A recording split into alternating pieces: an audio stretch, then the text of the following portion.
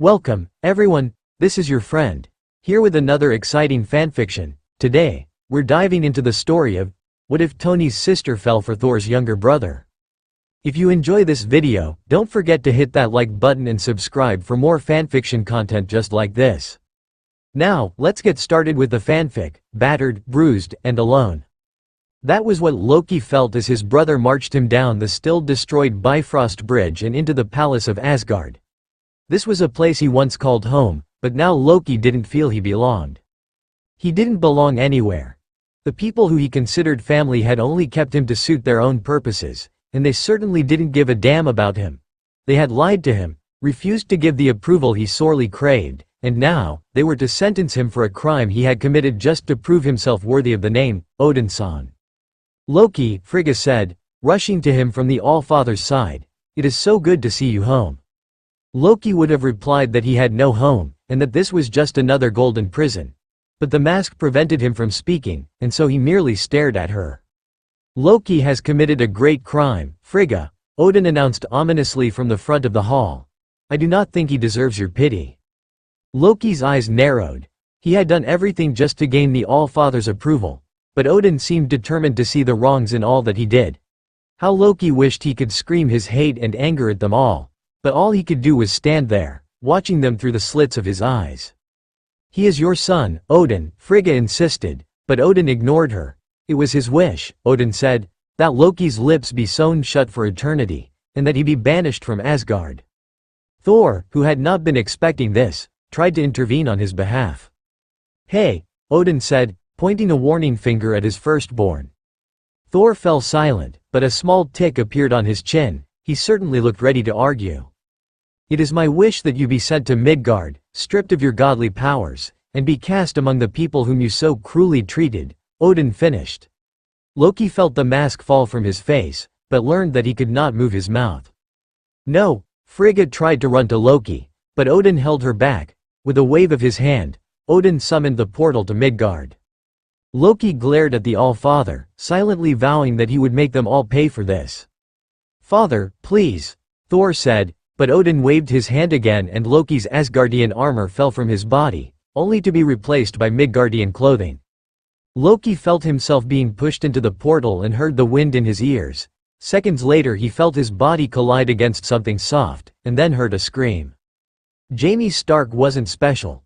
She certainly didn't possess any special powers like her brother's colleagues, although she wished she did. Although she was part of S.H.I.E.L.D., she never felt that she truly belonged. The only things that set her apart from the rest of society were the Stark name, which had become synonymous with the technological company her father had established, and her brains, which she used to help her brother run the company. Nothing exciting happened in her life, except for the time when a god fell on her as she made her way back to the country house she was staying in and changed her entire life. One moment she was wondering if her brother would remember that today was her birthday. He was such a spaz sometimes. And the next moment she felt as if her back was broken. The man had fallen on top of her so suddenly that she was stunned for a few minutes, only aware of the jolts of pain that ran up and down her body. "Oh bloody hell," Jamie exclaimed, wincing as she felt the person roll off of her. She stretched, testing to see if her back was broken. Satisfied that it wasn't, she rolled to the side and saw a tall, pale, rather thin man looking down at her. "Where the hell did you come from?" He merely looked up at the sky and then back down at her, followed by a series of furious gestures. Jamie winced as she stood up, pushing away her brownish blonde hair away from her face. "Listen, if my brother put you up to this, tell him that it's not funny dropping random people on me, okay?" The man only looked at her, his eyes narrowed. It was only then when she realized that the man was mute. She slapped a hand to her forehead. "Oh wow. Oh my god, I am so sorry. I didn't think you couldn't talk." The man just rolled his eyes. "Okay, how do I do this?" Jamie was used to seeing full-grown men turn into raging beasts or shoot laser beams from their eyes, but she wasn't used to dealing with a mute. "Come inside the house. I'll make you a cup of coffee and then call someone." Call my brother, more like, Jamie thought, as she held the man's hand and pulled him inside the house. She sorely hoped he wasn't an axe-wielding murderer. But considering the fact that he did not have any weapons concealed, his clothes were a bit tight and they stuck to his frame like peanut butter on toast. Jamie wasn't too worried. Of course, Jarvis's wife, Jade, was heading the security system in the house, so she felt safe. The man went willingly with her, but she noticed that he seemed to be memorizing the details of the house. "Jade, call my brother," Jamie said as the two of them entered the kitchen. The sound of a telephone dialing was heard, and soon Tony's voice came over the speakers. "Jamie, everything okay?" "Yeah, it's just, someone fell on me." Tony snorted. "Come on kiddo, if you're going to lie about going over your credit limit, at least make it believable." "I did not go over my credit limit," Jamie hissed. "I swear, I was walking in the backyard and this guy just fell on me. I think he might have jumped off a plane or something." "So why are you calling me?" "Because I like talking to you," Jamie replied sarcastically. "Tony, just send someone. You know I don't like the police here. They're all suck-ups." Tony sighed loudly. Jamie could hear Clint Barton talking in the background, and knew that her brother was probably in the SHIELD headquarters. She held her breath, waiting. Fine, I'll send someone," Tony finally relented. "But make sure he isn't some homeless axe-wielding psychopath, okay?" "He doesn't look it," Jamie admitted. "Okay, thanks Tony." Tony terminated the call, and Jamie poured some coffee in a mug. "I only have black coffee," she said, sliding the mug over the marble countertop to the man. "If you prefer something else, I can." The man shook his head and took the mug, sipping the coffee. He seemed to like it, because he nodded his head and took another sip. Jamie then went over to the cupboard and tore open a pack of breadsticks, which she placed on a small platter. "So, what's your—" "Right, you can't talk." Jamie sighed. How was she supposed to know who he was? Jamie pulled open a kitchen drawer and took out a pad and pencil. "Just write your answers here, okay? I don't know sign language, unfortunately." The man took the pad and pencil and looked at her expectantly. "What's your name?" The man scribbled something on the pad. "Tom, 31. "Tom. Huh. I bet you have a brother named Jerry," Jamie said, in an attempt to sound humorous. Tom didn't seem to get her little joke, for he just looked at her like she was a mildly amusing television commercial. "Okay, so I'm Jamie, and I'm 26. But then you probably heard my brother say my name." Tom nodded and finished his coffee. Jamie snagged a breadstick and bit into it, chewing it thoughtfully. "So where did you come from?" Jamie finally asked after a pause. "I was a rejected human cannonball." Jamie studied him for a moment before laughing. "Yeah, I guess that's the most plausible explanation. I mean, if you fell from an airplane and fell on me, I wouldn't be alive, would I?" Tom tilted his head noncommittally. For a moment the two of them just looked at each other before the phone rang. As always, the call was redirected to Jade's system, so Jamie needn't have run to the telephone in the hallway. "Hello? Jamie, it's Pepper." Pepper Potts was her brother's assistant and girlfriend, and Jamie worked with her a lot. Pepper was probably the only person, aside from her brother, who she was really close to. The other, Avengers, Jamie shook her head at the name, really intimidated her.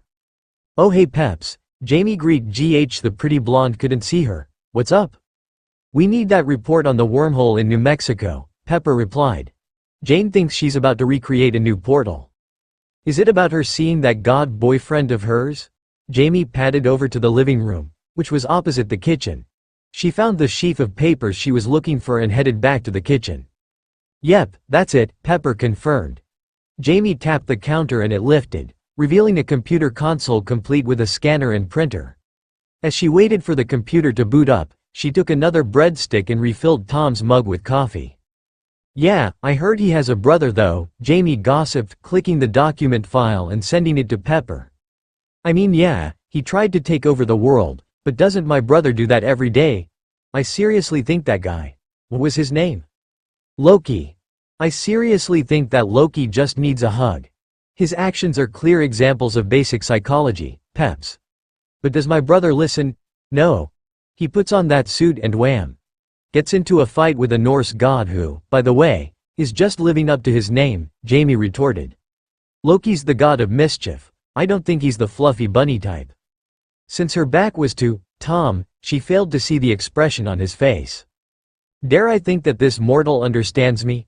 Loki thought, but quickly averted his gaze as Jamie turned towards him again. "At least Tony doesn't bring a load of Chitauri to Earth every day," Pepper argued. "Okay, got it," Thanks, Jamie. You're welcome. This time it was Jamie who ended the call. She switched the computer off and tapped the counter again, which reverted back to its flat, marble appearance. Sorry. I thought I was on holiday, but it seems I was wrong. Tom nodded. It's okay. I guess we'll just have to wait for my brother's assistant to arrive, Jamie said, sitting back on the stool and facing Tom. But when Tony Stark's men arrived at the country house, there was nothing left but smoking ruins. Asgard?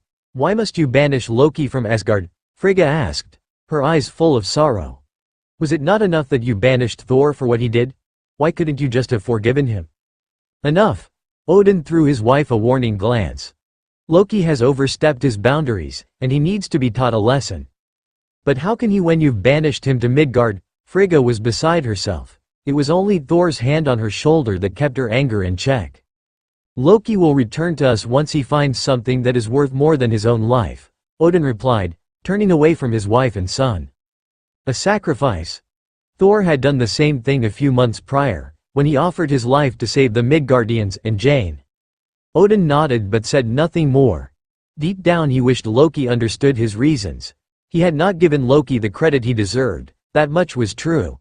But he had done so because he wanted Loki to do things, not because he wanted praise, but because he wanted to, out of the goodness of his heart. Odin only hoped that Loki would realize that, and soon. Midgard. Loki was amused. Despite his earlier meeting with Thor and the All-Father, the Midgardian named Jamie Stark was actually very entertaining. He had almost forgotten that his lips had been sewn shut, which was invisible to all but Asgardians. It further amused him that he had fallen on the sister of an Avenger, Tony Stark. Loki could see similarities between the siblings. Jamie was nearly as tall as her brother, but where Tony was buff and athletic, Jamie was slim. But they had the same cheekbones, the same dark hair. Jamie's was wavy, and the same impish smile. Loki's first thought was that he could use Jamie to get to her brother, as revenge for disrupting his plans to rule Midgard. What a delicious revenge this will be, Loki thought gleefully, as Jamie led him to one of the bedrooms on the second floor. I don't know if you want to change your clothes, but I've got some of my brother's stuff in here, Jamie said, opening a wooden cabinet. Loki could see rows of neatly pressed shirts and slacks, and he shook his head. Jamie shrugged and placed her hands on her hips. So, I'll let you get some rest then. Loki nodded, holding up the pad where he had written, "Thank you." Jamie smiled a little. "You're welcome." With that she left the room, closing the door softly behind her. Loki immediately went to the adjoining bathroom. He studied his mouth in the mirror, noting the silver thread that zigzagged across his mouth. He reached up and pressed his finger against the thread, wincing as a slice of pain shot across his mouth. Loki knew better than to try and cut the thread. If he still had his magic he wouldn't have a problem with removing the thread of silence, but it seemed as if the All-Father had taken his magical abilities as well. Loki tested his theory by trying to transfigure the nearby trash bin into a serpent, but nothing happened. Loki smiled wryly at his reflection in the mirror. While the thread prevented him from speaking, it certainly didn't get in the way of eating and drinking. Even the All-Father wasn't that cruel. Never mind. He still had his wits and cunning, and he was certain he could find a way out of this mess. Perhaps he could use Jamie for his own benefit. Her brother would certainly do anything to keep her safe. Surely he could use such sentimentality for his own purposes. Loki walked out of the bathroom and walked towards the cabinet. Upon closer inspection he saw that the clothes were far too big for his body, and he frowned. Does she really intend to clothe me in such ill-fitting garments? Loki thought with a flash of irritation. With a roll of his eyes, Loki took a pale gray shirt that had the logo of Stark Industries, as well as the smallest pair of jeans he could find. Loki took off the green shirt he was wearing and threw it on the floor. Ill-fitting garments or no, the ones I have remind me of the All-Father, Loki thought bitterly. He was in the process of pulling down the tight slacks he was wearing when he heard a soft gasp behind him. He turned. It was Jamie, who was staring at his nearly naked form in surprise. "Oh my God, Tom, I'm so sorry." Jamie turned away from him in embarrassment. "I just realized that Tony's clothes might be too big for you, so I got some from storage." Loki smirked and pulled his slacks back on. He then walked towards Jamie and took the pile of clothes she was holding, his fingers briefly brushing hers. Jamie glanced at him, and then bit her lip nervously. "I'm sorry, I didn't think you were already changing. God, I am so stupid sometimes." Jamie slapped her palm on her forehead. "Okay, I'll leave you to it. If you need anything, just knock on the door.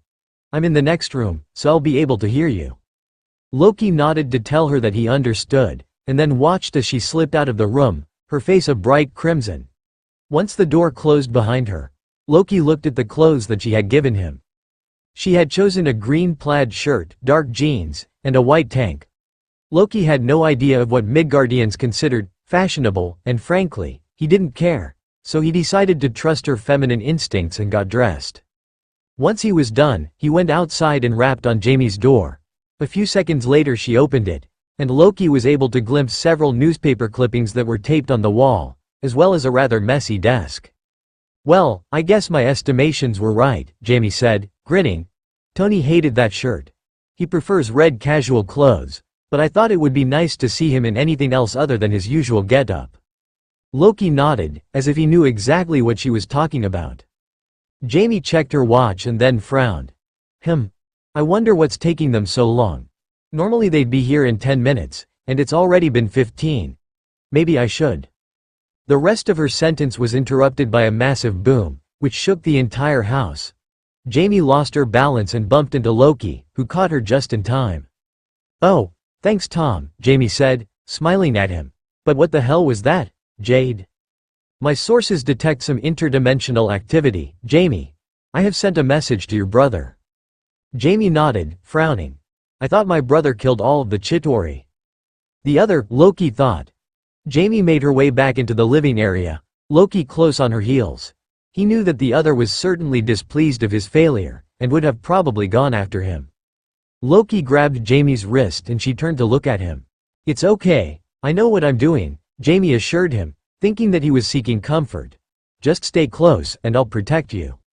How amusing, she actually thinks she can protect me and fight the other. Unfortunately, I cannot afford to lose my bargaining chip so early in the game. A series of explosions further racked the house, as balls of fire rained down on the structure. Jamie was clearly unfazed, and she made her way to the small armory that had been fitted on the back of a bookshelf. From there she extracted a small plasma ray, one of her brother's creations. "This way," she said, holding Loki's hand and pulling him towards a set of doors, which exploded when they were a few feet away from it. This blast sent them flying across the room, with Jamie landing painfully behind the couch, and Loki near the fireplace. Amidst the smoke and rubble, a lone figure stepped out.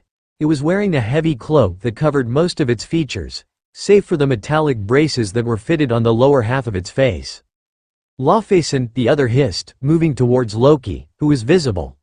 Loki scrambled to his feet and faced the other, who laughed upon seeing the threat. "So you have been sent here in exile, and as a powerless mute, no less. This makes my mission much easier." It was then when Jamie popped up from behind the couch and used the ray to shoot plasma bolts at the other. "Run!" she shouted and darted past the other, which had stumbled due to the force of the plasma bolts. Jamie grabbed Loki's wrist out of the kitchen and into the adjoining garage. "Jade." Calling Tony Stark, Jade's voice came. Seconds later Jamie heard Tony's voice over the speakers, but it came out as slightly muffled. "Jamie, Jamie, what?" Another explosion rocked the house, throwing Jamie and Loki against the hood of a jeep. The call terminated, and they both heard the sound of the other walking towards them. "Shit," Jamie uttered. "Get in the jeep." Loki watched as Jamie opened the door and pulled herself onto the driver's seat. Seconds later he copied her movements and slammed the passenger door closed. Jamie pushed the ignition button, which switched the jeep's engine on. Thank God for Tony's little quirks, Jamie thought, as she raised the parking brake and stomped on the accelerator. If I had to look for the keys, we'd be in deep trouble. The jeep shot forward, smashing through the wooden garage door and out onto the fields. Loki, who wasn't prepared, nearly banged his head on the dashboard. He scowled at Jamie, who was too busy maneuvering the vehicle away from the house. Behind them the other stepped out and watched as the jeep grew smaller and smaller. With a wave of its hand, the other shot a blue flame that engulfed the country house. With a grunt, the other slowly walked after the vehicle, its cloak rippling in the breeze. Tony Stark leaned his hand against the wall, his eyes closed. Behind him the rest of the Avengers were sitting on the circular couch close to the fireplace, listening to the report of one of Tony's men. "There was nothing left, sir," the man said, his voice slightly distorted. "We could find no trace of your sister." Pepper Potts looked at Tony, who had become very still. She could see the muscles on his neck stiffen, and she walked towards him and placed a reassuring hand on his shoulder. "Who could have done that?" Bruce Banner asked, frowning. "If we hadn't defeated Loki's Chitauri army, I'd suspect that he was behind all this." "Well, Loki's in Asgard now," Natasha Romanoff pointed out. "He couldn't have done this as some form of revenge. How would he even know who Jamie was? She wasn't even with us when he came here." Steve Rogers leaned against the couch. "Does Loki have an ally we don't know about?" "Just find her," Tony snapped, turning around. "I know my sister. Jamie wouldn't have just stood there. She would have done something. Jarvis, activate all tracker chips that were installed in the country house. Charles, see if you can find anything from Jade's memory drive." "Yes, sir," Charles responded. "Activating tracker chips," Jarvis said at the same time. Tony walked around to the bar and poured himself a drink. Jamie was with someone when she was attacked, and Tony suspected that her mysterious companion was responsible for the attack. The very circumstances of the stranger's arrival were mysterious and supernatural. Tony had seen impossible things happen, and after hearing Jamie's story of a man who literally fell on her, well, he couldn't discount the possibility that it could have actually happened. The main questions were where the stranger came from and who the hell was he. "All tracker chips save for one have been disabled," Jarvis reported. "What tracker chip was it?" Tony sipped his bourbon and tried to calm his nerves. "The one in the Jeep, sir. The vehicle I specifically told my sister not to touch." Despite the gravity of the situation, Tony couldn't help but give a light chuckle. Tony had taken care of Jamie since their father died. Jamie was only a few months old when their parents died in a car accident, leaving Tony the head of Stark Industries and responsible for his baby sister. At first Tony focused more on watching over Jamie, leaving most of the everyday tasks in Stark Industries to Pepper. When Jamie turned 8, Tony was involved in an accident that embedded a piece of shrapnel close to his heart. Pepper and Jamie, who was obviously another Stark genius, worked with him to create the chest plate that saved his life. The said chest plate now pulsated with an eerie rhythm, and Tony set the empty glass down. He looked at Pepper, who was fiddling with the necklace around her neck. "Where is she?" Tony asked, stepping away from the bar. While Tony was worried about his sister's welfare, he knew Jamie was no pushover. It didn't surprise him to learn that she was able to escape the attack. "She is headed towards Elliston." Jarvis's voice was clipped. "See if you can give me a live feed from one of our satellites." Tony turned towards the other Avengers. "I don't know if you kids still want to be a part of this, but you're free to stay." "We'll help you," Bruce replied. "If your sister was attacked by one of Loki's allies, Fury would most likely reinstate the Avengers initiative. And just when I was looking forward to a holiday in the French Riviera," Tony sighed, trying to make light of the situation. "Why would Loki even attack her in the first place?" Natasha mused. "You weren't exactly advertising her existence while he was here." Tony shrugged. "All I know is that he's after my sister, and boy, he doesn't know what she's like." Jamie gripped the steering wheel tightly. "Oh my God," she breathed, her eyes flicking to the rearview mirror every now and then. "What was that? Oh right, you can't talk, and you're probably as clueless as I am. I don't think you brought the pen and pad, did you?" Loki patted his pocket and Jamie sighed in relief. "Pop the glove compartment open please, Tom," she said. "I need to watch the road." Loki stared at her blankly, unsure of what to do. Finally he leaned forward and pressed the dashboard, hoping that he was doing what she expected him to do. His hand hit the small door of the compartment and it flipped open, startling him slightly.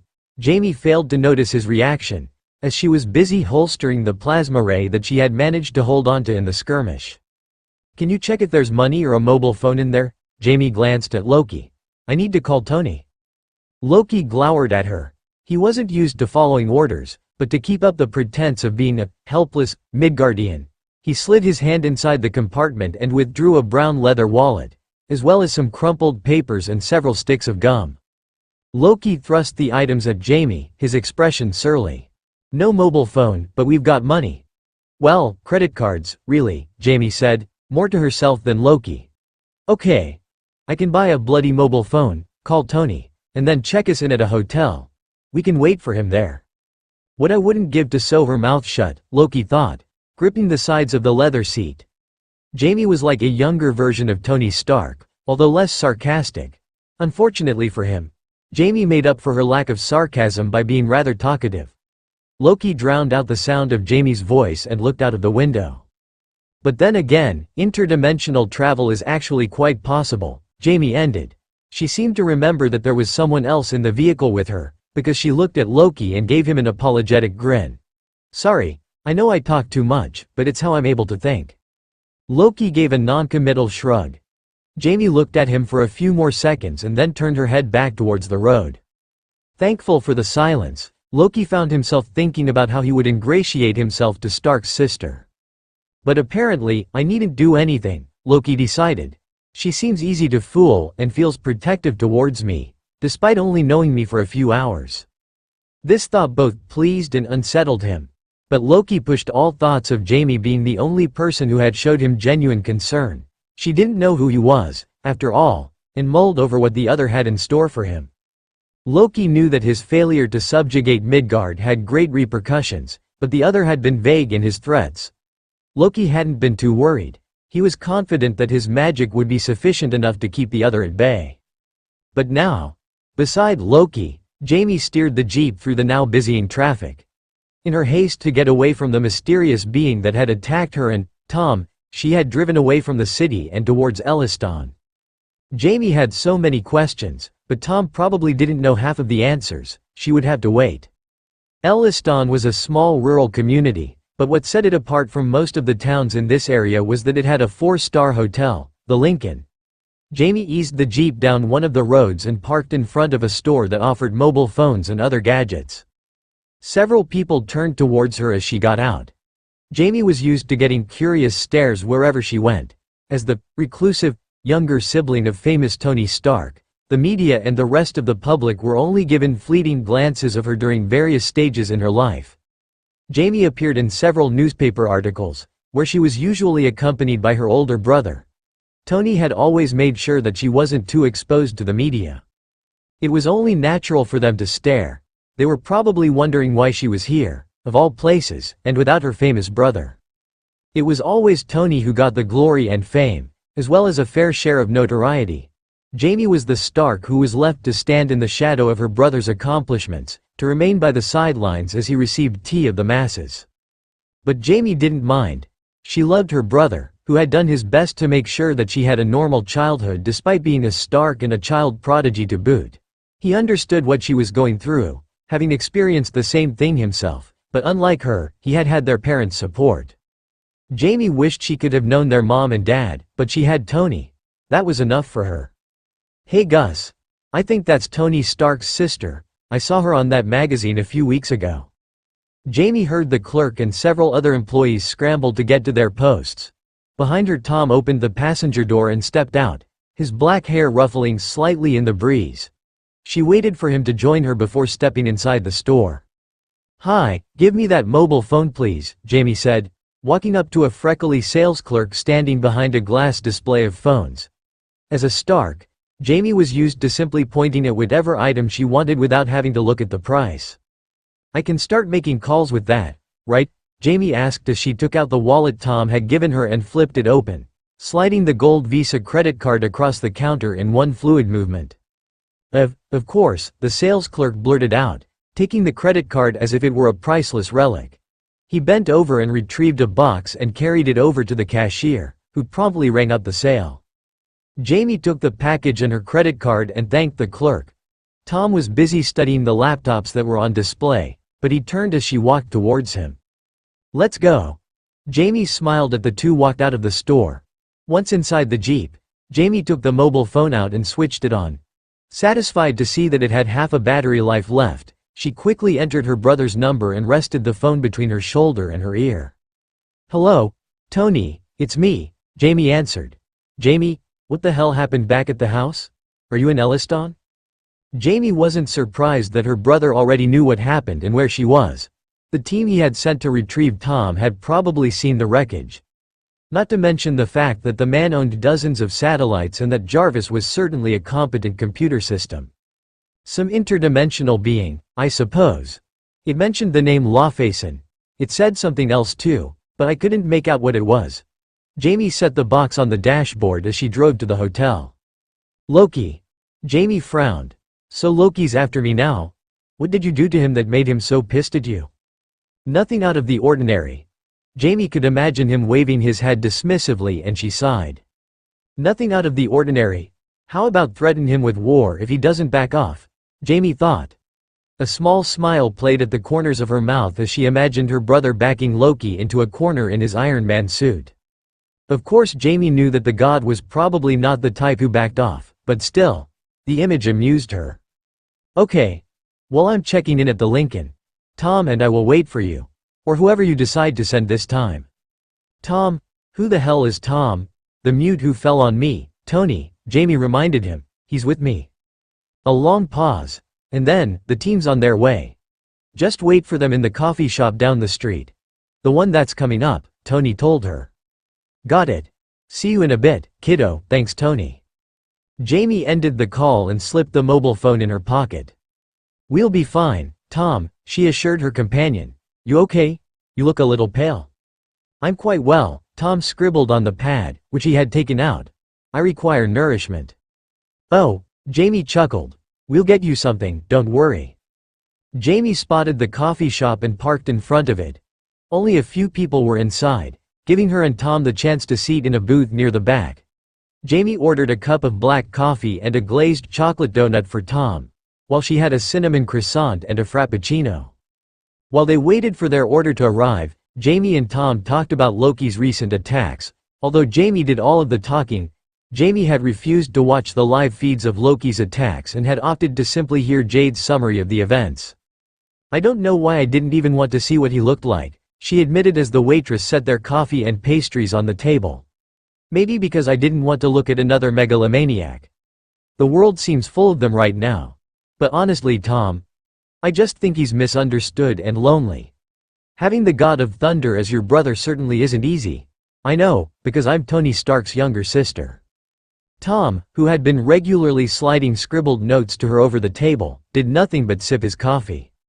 This beverage is quite tasty, Loki thought, finishing his cup of black coffee.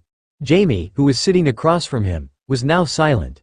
Earlier they had exchanged several notions about his attack on Midgard. Naturally, Loki tried to explain his intentions without giving too much away. He expected her to disagree or even voice her disapproval, but to his surprise she had agreed with some of his points. At first Loki feared that she actually knew who he was, and that all her attempts at a lengthy conversation were meant to keep him with her until her brother arrived. But when she mentioned that she hadn't even bothered watching any of the news feeds about his attacks in this realm, Loki visibly relaxed. Jamie stirred her frappuccino, watching as the cream made swirly patterns in her drink. Tom, have you ever felt like you were never good enough? Loki raised his head and looked at her. All the time, he wanted to say. Instead, he shook his head. Of course not, Jamie answered, a hint of bitterness in her voice. I just bet you came from a loving family, complete with a mom and a dad. Never mind. Tell me, Loki wrote. He was intrigued. Jamie Stark was the last person in Midgard whom he expected to feel inferior. Well, you know my brother, Jamie continued, waving her hand dismissively. I'm not mad at him, but in society in general, they expect too much of me. Just because my brother's Tony Stark, they think that I should have followed in his footsteps and gone down the hero path. How do you know? Jamie sighed. I've heard the interviews. The media hasn't really been quiet about the fact that I, despite being a Stark, am considered a recluse. She should go out more. Oh, such a waste of intelligence, she's got the Stark looks, why isn't she seen with some young starlet her age? And on and on. They don't know that I am part of my brother's staff and that I don't put too much value on having a boyfriend. I just wish they'd stop. Sometimes I'd like to go up to them and remind them that I am not my brother, and they should stop making me feel inferior. I'm being compared to my older brother too. You are? Jamie glanced at the silent form before her. No offense, but you don't seem fazed by it all. Is your brother some god at what he does? You can say that. Funny how they tell you to be yourself and then expect you to be just like your older brother, huh? Jamie said dryly. Loki nodded. He wasn't sure why he found Jamie's perspective enlightening. Perhaps he was just looking for someone to actually agree and say what he was thinking. Loki studied Jamie more carefully.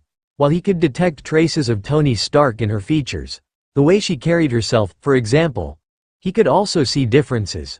Her nose wasn't as pointed, and her jaw wasn't as prominent. Unlike Tony Stark, Jamie had the habit of tucking her hair behind her ear. "Tom," Jamie said, and her voice broke through Loki's mental examination of her features. "Thanks." "For what?" "For listening. I don't really have anyone else to talk to," she admitted.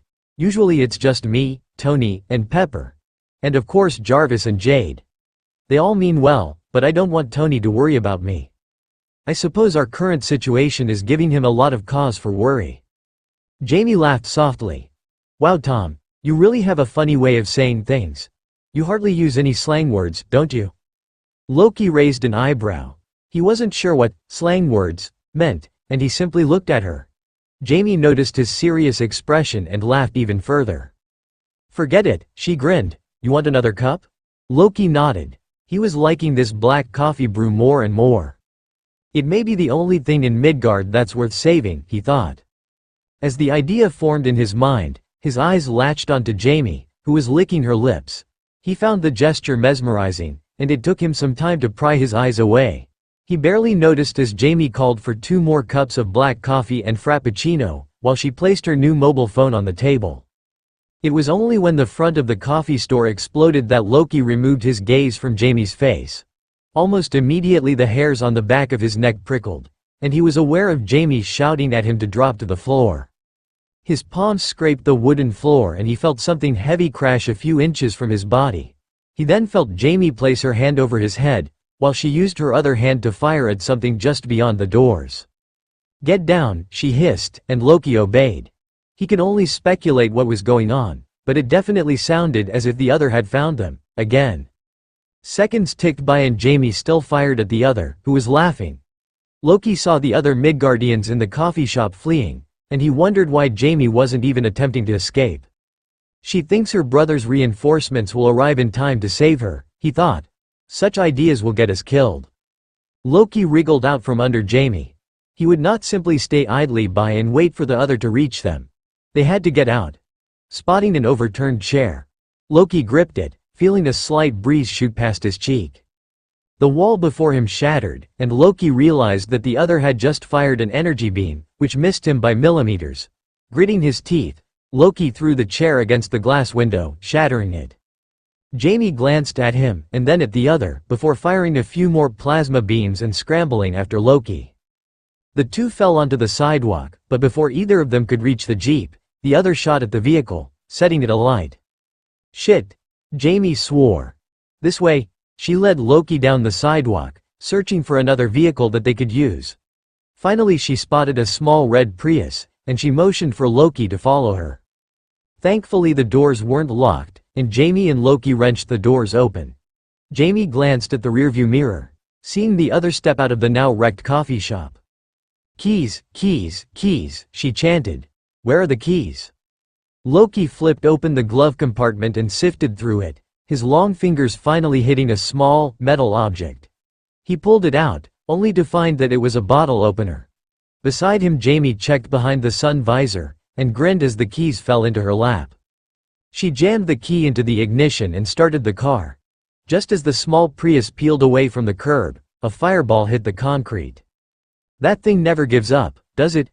Jamie wheezed.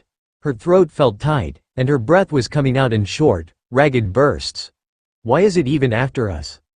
Loki knew, but since he couldn't say anything, he remained silent.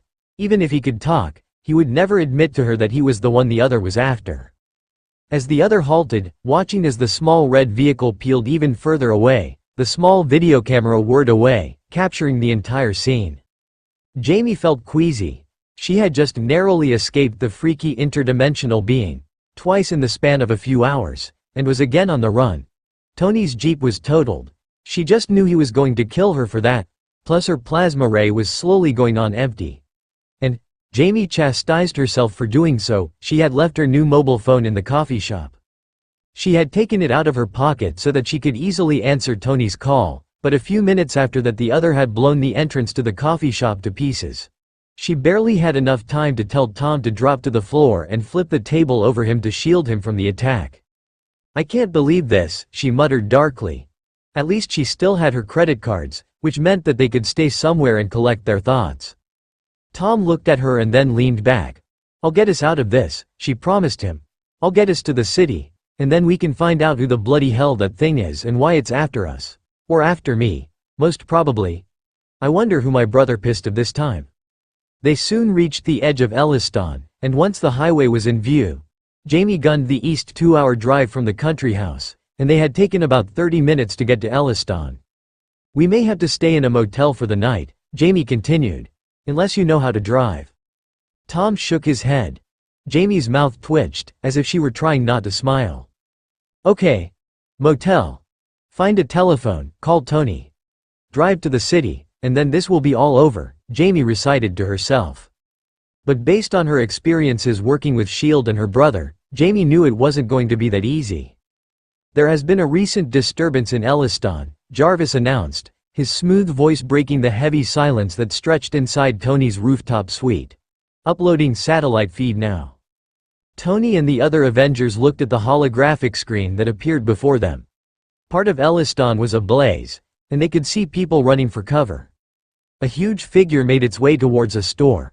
Apparently the very coffee shop Tony had told Jamie to go to, and blast the doors open. "Good God," Bruce said. "We need to get there," Tony started. "Jamie's in trouble, again. What time did that occur?" "About 5 minutes ago," Jarvis replied. "Look." Steve nodded towards the screen, and Tony saw 2 figures stumble from a glass window. "Jamie." Tony moved closer and saw that she was with a tall, dark-haired man. He couldn't see the man's face clearly, so he asked Jarvis to access the security cameras, if there were even any, in the area close to the coffee shop. Seconds later Jarvis sent the grainy images to the printer, which was located in the room behind the bar.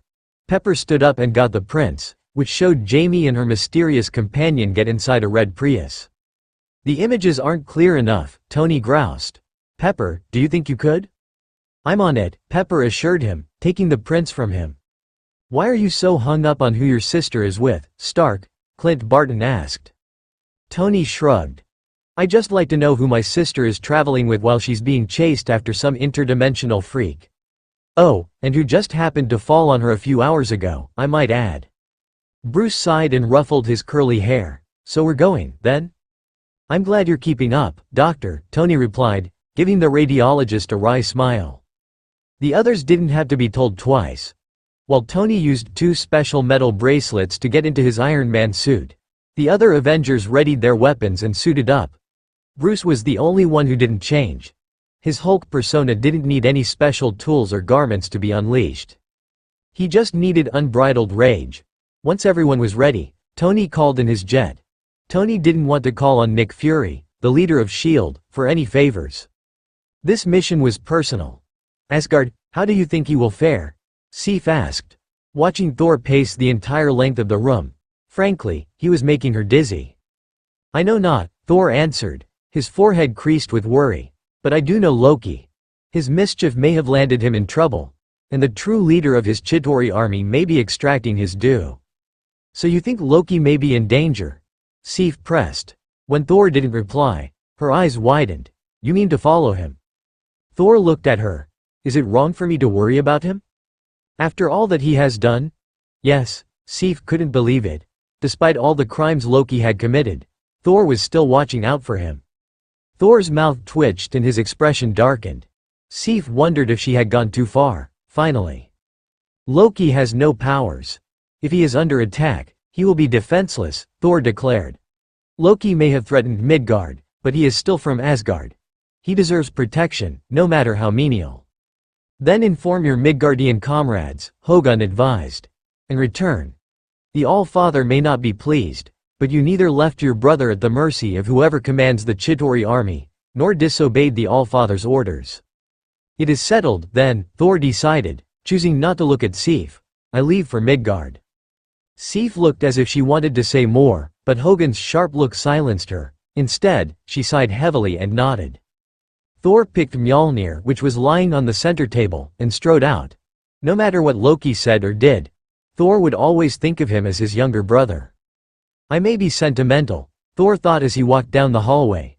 But Loki is my brother, frost giant or no, I will do what I can to help him. Natasha strapped herself in, glancing at Clint, who had an odd expression on his face. You okay? I'm fine, Clint replied. Why? You had this strange expression on your face. That's just my resting face. Clint set his bow and quiver of arrows on the floor in front of him. Natasha gave a short snort of laughter. Your resting face? That's new. Clint glanced at her and smiled, but said nothing. In front of them, Tony was directing the pilots and giving them some last-minute instructions. The jet was about to leave when Jarvis's voice came through the speakers. Apparently Tony had Jarvis's computer system hooked to a lot of things. I have done the research you requested, and the being that is attacking your sister is named the Other, Jarvis began. Sounds mysterious, Tony quipped. Go on. The Other controls the Chitauri and the Leviathan, and was once worshipped by the ancient Mayans. This civilization further believed that the Other was working under the All-God, someone infinitely more powerful. And I take it that they didn't name this All-God. No, he isn't referenced in any of the ancient texts. Tony nodded. So the Other is the one responsible. He probably came here looking for Loki and ended up finding my sister. But why is he even attacking her in the first place? Bruce insisted. There must be a reason. Maybe he isn't here for Loki. Natasha spoke up. Maybe the Other is here for us. This still doesn't explain how the Other knew about Jamie, Tony pointed out. Maybe the man your sister's with is Loki, Steve said loudly. Tony snorted. Loki's in Asgard. Why would he be here? Look, let's just get to Elliston and find out what we can. Jarvis, do you still have the number Jamie used to call me? Yes. Dialing now. Tony waited a few seconds before he heard a female mechanical voice. The subscriber cannot be reached or is out of coverage area. Please try your call later. Try again, Tony urged. Jarvis dialed the same number, only to receive the same message. Jesus Christ, why is everything going wrong? Tony muttered. He motioned for the pilots to take off, and soon they were in the air. The flight to Elliston took minutes, and soon the group was looking down at what remained of the downtown section. The Other had blasted its way through the town, leaving destruction in its wake. As the jet hovered above the coffee shop, several people had gathered to meet them. When Tony stepped out, followed by the other Avengers, the group broke into loud clamors and applause. It was this great big hulking thing, one of the townspeople cried, when Tony asked them who had done this. Did you see my sister? This was probably the first time Tony was glad that Jamie had gotten some media exposure. A few people nodded. She was with someone, but they were able to escape, a teenager piped up. Tony thanked them and joined the Avengers, who were making their way into what remained of the coffee shop. The Other sure didn't waste his time, Natasha commented, kicking aside some bent chairs. How did he trace her here? Must have followed them, Tony said, going over an upturned table. Jamie must have been sitting at this table. How do you know? Natasha looked at him curiously. Because there are several holes on this table, as well as scorch marks that could only have been made by a small plasma ray, Tony answered. And I remember giving Jamie one of the plasma rays for protection. She must have flipped the table over when the Other came in and started firing. Then she, or either her companion, broke the glass window so that she could escape. Good girl, Tony thought with a swell of pride. As he sifted through the remains of the table, Clint moved towards him. Some of the townspeople say they spotted her driving out of town, Clint reported. She was driving back to the city. If so, then that means she's on the highway, Tony said, noticing a small pad of paper hidden beneath a wad of paper napkins. Several phrases were written on it in spiky handwriting, and Tony guessed that Jamie had her mute companion write his responses on it. Some phrases stood out, like "Tell me D to my older brother too." What did Jamie tell her companion? Tony sighed. Let's go, gang. My sister's on her way back to the city, and we can catch up to her. The other Avengers nodded, with Bruce assuring the rest of the townspeople that the government will help them rebuild the damage the Other had caused. Moments later, however, a small portal opened and out stepped someone they never expected to see. Thor. Jamie took the keys from the creepy-looking motel manager and thanked him. Even as she turned away from the man, she could feel his gaze sweeping the entire length of her body, and she repressed a shudder. Jamie and Tom were in the Albatross Motel, a few miles from the city. It was the only place they could stay for the night, and since Jamie was getting tired from all the action, she had hesitantly pulled into the motel's parking lot and rented a room for two. Tom followed her down the complex, his shoes crunching on the gravel. Jamie found their room, slipped the key into the lock, and opened the door. The room smelled musty, and Jamie found herself wrinkling her nose. Won't the press have a field day with this, she thought, moving over to the bed and testing the mattress with her hand. Jamie Stark checks into a motel with a mysterious male companion. Hidden sex life revealed. Jamie chuckled darkly and checked the bathroom. It was small and reeked of bleach. Some of the tiles had dark fungi, and the toilet, Jamie didn't even bother checking the toilet. While Jamie scrutinized every inch of the motel room, Loki stood in the center of the room, frowning slightly. This is where Midgardians went to whenever they can't travel, Loki thought with distaste. Loki had been expecting something more dignified. He had seen the luxurious rooftop suite of Jamie's brother, and imagined that Jamie would have brought them someplace that didn't look like it had its own ecosystem. Then again, perhaps she thinks the other would never dream of looking for us here. I certainly would not. Loki's mouth twitched into a slight smile, appreciating the girl's cleverness. Tom, I am so sorry for having to bring you here, Jamie said as she came out of the bathroom. But this is the only motel in the area, and I'm afraid that if I drive any further, I'll fall asleep on the wheel and we'll crash. Loki nodded his head once and watched while Jamie closed the door. So, she didn't come here as a strategic move, but for convenience, still, a fortunate choice. Jamie looked ready to collapse, and Loki wasn't surprised when she stretched out on the bed and fell asleep within minutes. Loki remained where he was for a few more moments, and then moved over to the window and peered outside. The sun had already set, and the stars twinkled in the sky like small fireflies. Loki pushed the curtain back in place and glanced at Jamie's sleeping form. He noticed that she hadn't even bothered to remove her shoes, although her feet were dangling off the bed. With a wry smile, Loki opened the door and slipped out of the room. He needed to clear his head. The rest of the motel was quiet, but his ears picked up the sound of several Midgardians talking loudly in one of the motel rooms. Loki walked past down the other motel rooms, which were either empty or its occupants had decided to turn in early. The parking lot wasn't full. There were only a few vehicles aside from the car he and Jamie used. As he walked, Loki thought of his plans to use Jamie as a way to seek revenge on her brother. But this plan was becoming even more difficult to implement with the other constantly at their backs, as well as the fact that she had saved him, twice, even though she hardly knew him. For the first time in his life, Loki was at a crossroads. The idea of using Jamie now seemed like an unattractive proposition to him, but he wasn't sure why. But Loki was equally determined of escaping the other's grasp and regaining his powers. Self-sacrifice, Loki thought with disdain. There is not a person in Midgard whom I would willingly give my life up for, and the All-Father knows it. He sent me here in permanent exile. It was then when Loki heard some muffled screams, and the sound of glass breaking. Loki turned, and saw that shadows were shifting behind the curtains of a motel room, his motel room. Jamie was amazed at how quickly she fell asleep, despite the stink of the motel room. The mattress was a bit hard and the pillow even harder, but her body was exhausted.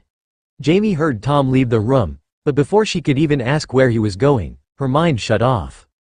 Minutes later Jamie awoke, feeling someone's hand groping her thigh. Tom, she slurred, raising her head. Her vision was blurry, but it cleared seconds later. A man with a scruffy beard was bending over her, his breath coming in short, ragged bursts. She could smell beer on his breath, which was mixed with sweat and body odor. "Who are you?" Jamie asked, pushing the man's hand off of her thigh. "Get out." "Now missy, I'm sure you want to feel some lovin'," he wheezed, and Jamie nearly gagged at the smell. "That's why you woke when I started touching you, innit?" "Get the hell out of my room," Jamie hissed, but the man's expression darkened. "I'll teach ye what happens to cocktease me, bitch," he snarled, clamping one dirty hand over Jamie's mouth. With his other, he started to undo his belt. Jamie's eyes widened and she gave a soft scream, which was muffled by the man's hand. She flailed her free arm, knocking the lamp off the side table. It fell to the floor with a crash, while Jamie struggled to free herself from the man's clutches. His hand was now pressing hard against her face, making it hard for her to breathe. As she felt his rough fingers touch the exposed portion of her stomach, she gave another wild scream, which was again muffled. "Nobody's gonna hear ya, missy," the man rasped, slipping his finger past the waistband of her jeans. Jamie felt tears spring to her eyes, but she continued struggling. The man was crushing into her, his body practically rubbing against her. Suddenly Jamie felt the man pull away from her, and his hand drew back away from her face. Jamie inhaled huge gulps of the cool air and sat up. Her eyes widened as she saw Tom punching the man against the wall. The latter's face was now streaked with blood. Jamie saw the man fumble for his pocket, pulling a silver switchblade out. "Tom, he has a knife," Jamie cried, and Tom staggered backwards. The man glared at Tom and lunged for him. Tom managed to duck the man's attack, rolling over Jamie's bed and onto the opposite end. The man wasn't deterred, however, and he jumped over the bed, the knife raised. Tom grabbed the fallen lamp and, just as the attacker landed, bashed it on the side of the man's head. The man stilled for a second, blinking his eyes, before pitching forward on the ground. Tom dropped what remained of the lamp and looked at Jamie. His brow furrowed, as if he was asking her if she was okay. I'm fine," she answered, although she honestly felt the opposite. Her hands were shaking and she could feel sweat trickle between her breasts and down her back. Tom moved closer to her, but he suddenly tripped as the man grabbed his leg. Tom's head hit the headboard, and Jamie saw a thin, red gash on Tom's temple. Jamie unhooked the plasma ray that she had clipped to her belt and aimed it at the attacker, who was struggling to stand up. "Get out," she said, her voice trembling. "Get the hell out of my room." The man stared at the plasma ray in her hands and then at her. He gave her a deadly stare and moved towards her, the knife glinting beneath the harsh light.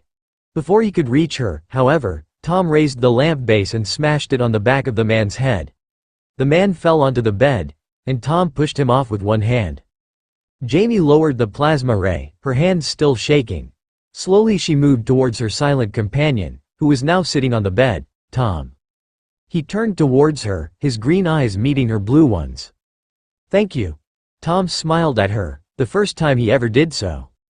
"We've got to get that wound cleaned up," Jamie said, glancing at the cut on his forehead. She stood up, stepping over the now unconscious attacker, and headed to the bathroom. She found a towel, which she dampened with water by holding it under the shower. The bathroom cabinet was empty, and Jamie decided to forego on the antiseptic.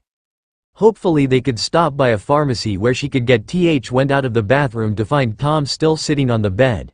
He looked unconcerned with the fact that he had a cut on his temple. "I couldn't find any medicine in there, not that I even expected to," Jamie told him, dabbing the damp towel on his cut. "It isn't deep, thank God," Jamie thought. She feared that it would need stitches or even get infected, but the cut seemed minimal. Jamie used a clean spot on the towel to remove the rest of the blood, until she could only see a faint, pink line that ran a few centimeters across Tom's forehead. "There. At least it isn't deep or anything," Jamie said. She went back inside the bathroom and dumped the bloody towel inside the hamper, and joined Tom on the bed. "Where did you go, by the way?" Loki looked at Jamie, who was gently tending to his cut. The wound stung, but it seemed that it wasn't life-threatening. Loki remembered how his heart practically leapt to his chest when he realized that someone else was in the room with Jamie, and how he had ran pell-mell down the parking lot. He had burst in to see a greasy, unkempt man practically lying on top of Jamie, while she was struggling to fight him off. The sight seemed to have sent him over the edge, and Loki had pulled the man off of Jamie and punched him. The first time his fist landed on the man's face, Loki had nearly gasped. He did not expect it to be painful. But since he was mortal, Loki knew that his healing factor was gone. He could get hurt and even bleed like a Midgardian. It made him feel helpless, but somehow the image of the man forcing himself on Jamie fueled his anger. Now, Loki listened while Jamie muttered about their plans. How she was tempted to leave the man unconscious, and how many hours it would take for them to reach the city. Plus they don't even have a phone, and the phone booth in the corner doesn't even work, she continued. Tony's probably throwing a fit right now. Loki previously found her talkative nature annoying, but now he was getting used to it. But even as this sudden rush of warm feelings towards Jamie flowed through him, Loki pushed them back. I must find a way to regain my powers, Loki thought. And then, only then, can I deal with the other. No one will stand in my way. Not even her. Well, look who it is, Tony said, walking over to Thor and shaking his hand. Point Break. I'm glad to see you, but you've come at a bad time. Is there some place where we can talk in private? Thor asked. We have important matters to discuss.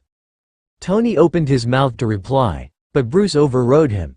I think the jet counts as somewhere private, don't you think, Mr. Stark?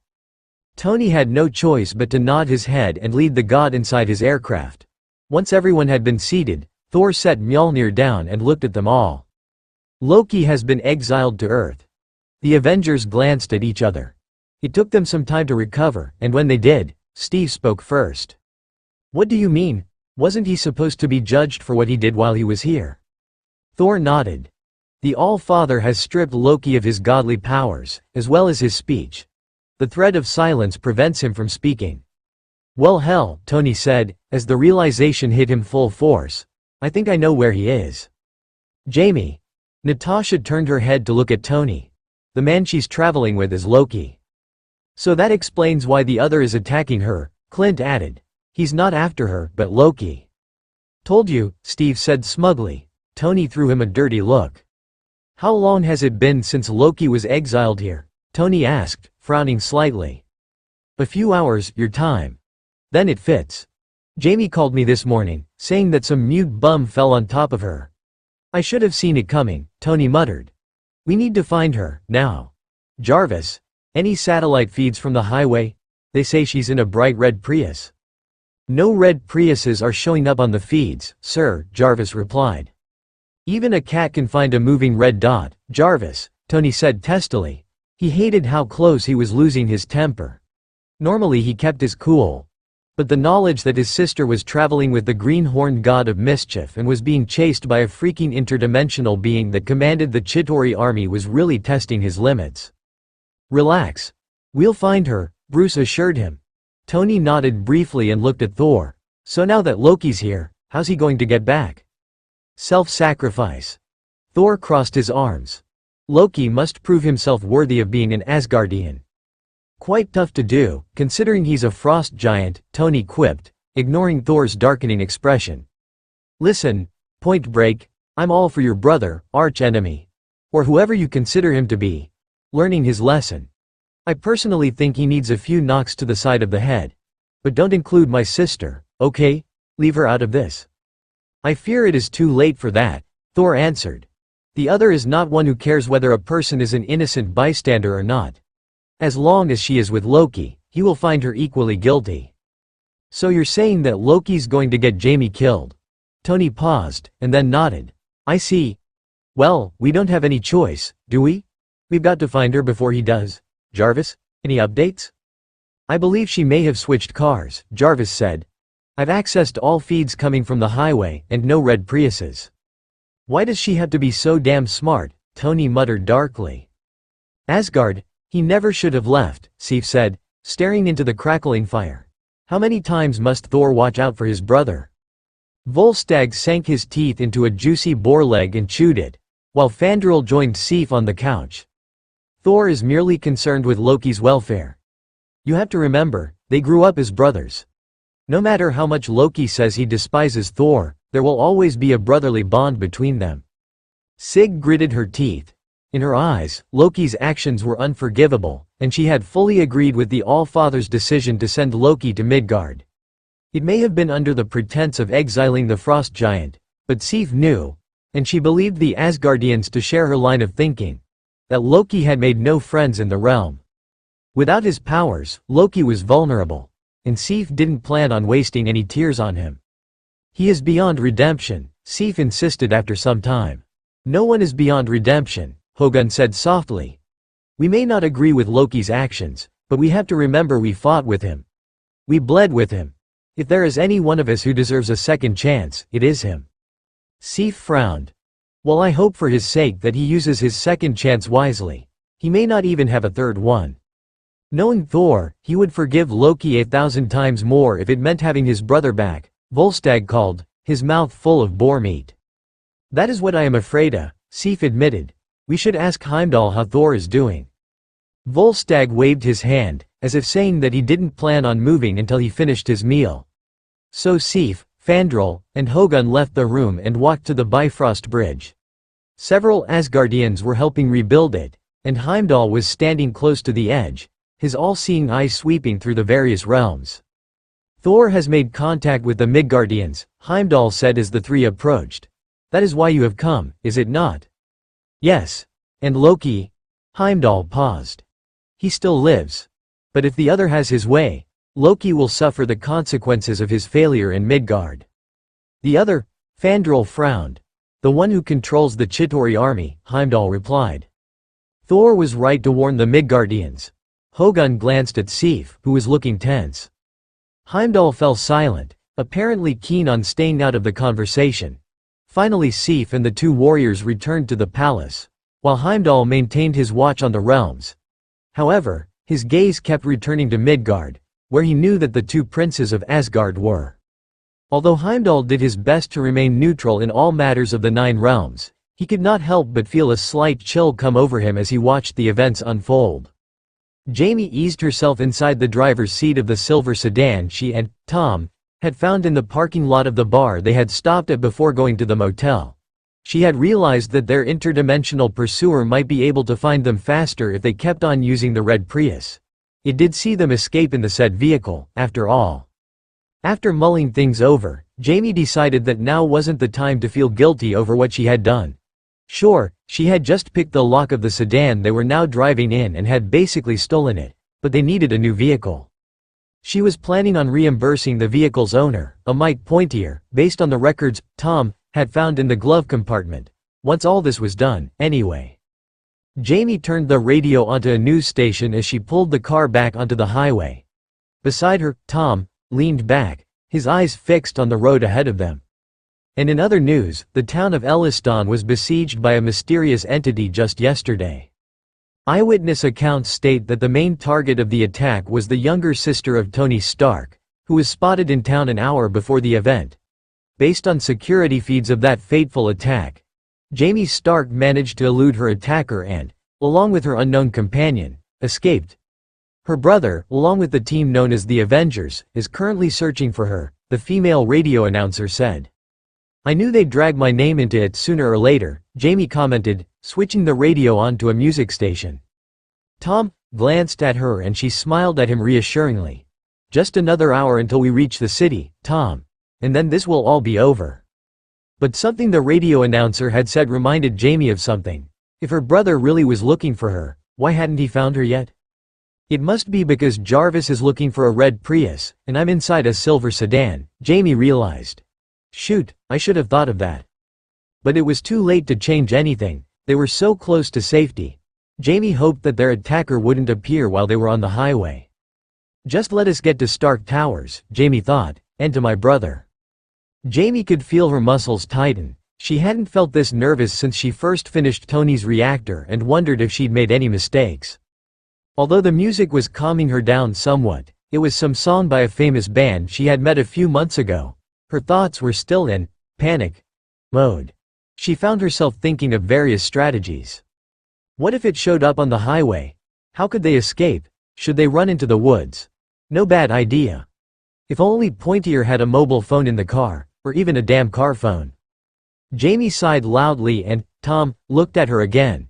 She could see his face scrunch up slightly, as if he was wondering if she was okay or slowly losing her mind. I'm fine, she said softly, changing gears. My thoughts are messing with me again. Tom nodded. Since he didn't have a pad and paper, Jamie wasn't sure what he was thinking. She dared to tear her eyes from the road for a split second to look at him. Tom was still looking at her, except he had this smirk on his face. What's that smirk for? She asked, laughing softly. Tom shrugged and turned away. Jamie looked at him for a few more seconds before focusing on driving. The rest of the drive was relatively peaceful. Tom was startled when a Metallica song played on the radio, and he stared at it for several seconds before Jamie switched it to another station. laughing softly at the expression on his face. They then passed a convenience store, where Jamie bought them cups of coffee. Tom had his black, and some donuts, which they ate inside the car. Finally, Jamie spotted the sign that signaled the exit ramp and changed lanes. "Nearly there, Tom," she said, smiling. She couldn't believe it was only yesterday when she met him.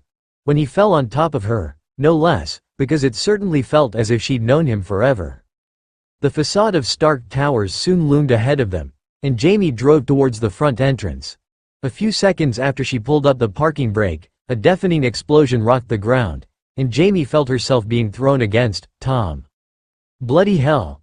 Jamie exclaimed, turning her head towards Tom, whose face was inches from hers. "Are you okay?" Tom didn't have a chance to reply. Another explosion resounded, and the two scrambled to get out of the car. The other appeared amidst the smoke. He certainly liked dramatic entrances, Jamie thought wryly, and turned his head towards them. "Lawfason," he boomed, and Jamie frowned, turning towards Tom. "It is time to hear your judgment." Suddenly everything clicked and Jamie looked at Tom, horror-struck. "Oh my God, you're Loki." Loki's eyes slid from the other to Jamie, who was now looking at him like he had sprouted goat's horns. He knew she would be just like the others. People who frowned on his actions. No matter what she had told him back at the coffee shop and during their small conversations. Loki knew Jamie would think of him differently once she knew who he really was. "It seems I am not the only liar here," he thought, avoiding Jamie's horrified expression. Loki balled his hands into fists. "No matter. I do not require her assistance." Suddenly Jamie was pushing him into the building, shouting at him to move. "Come on, move it," she hissed, casting a terrified glance over her shoulder. "Get inside." Loki stumbled, but managed to regain his footing. Jamie ran beside him, and they dodged the energy blasts that the other was hurling at them. Jamie slammed against the glass door and gave a sharp cry as Loki ran into her. Seconds later she wrenched the door open and the two stumbled inside. Several employees looked shocked, and their eyes widened as the other continued his approach. Some of them screamed and ran for cover, others stood mesmerized. "Jarvis!"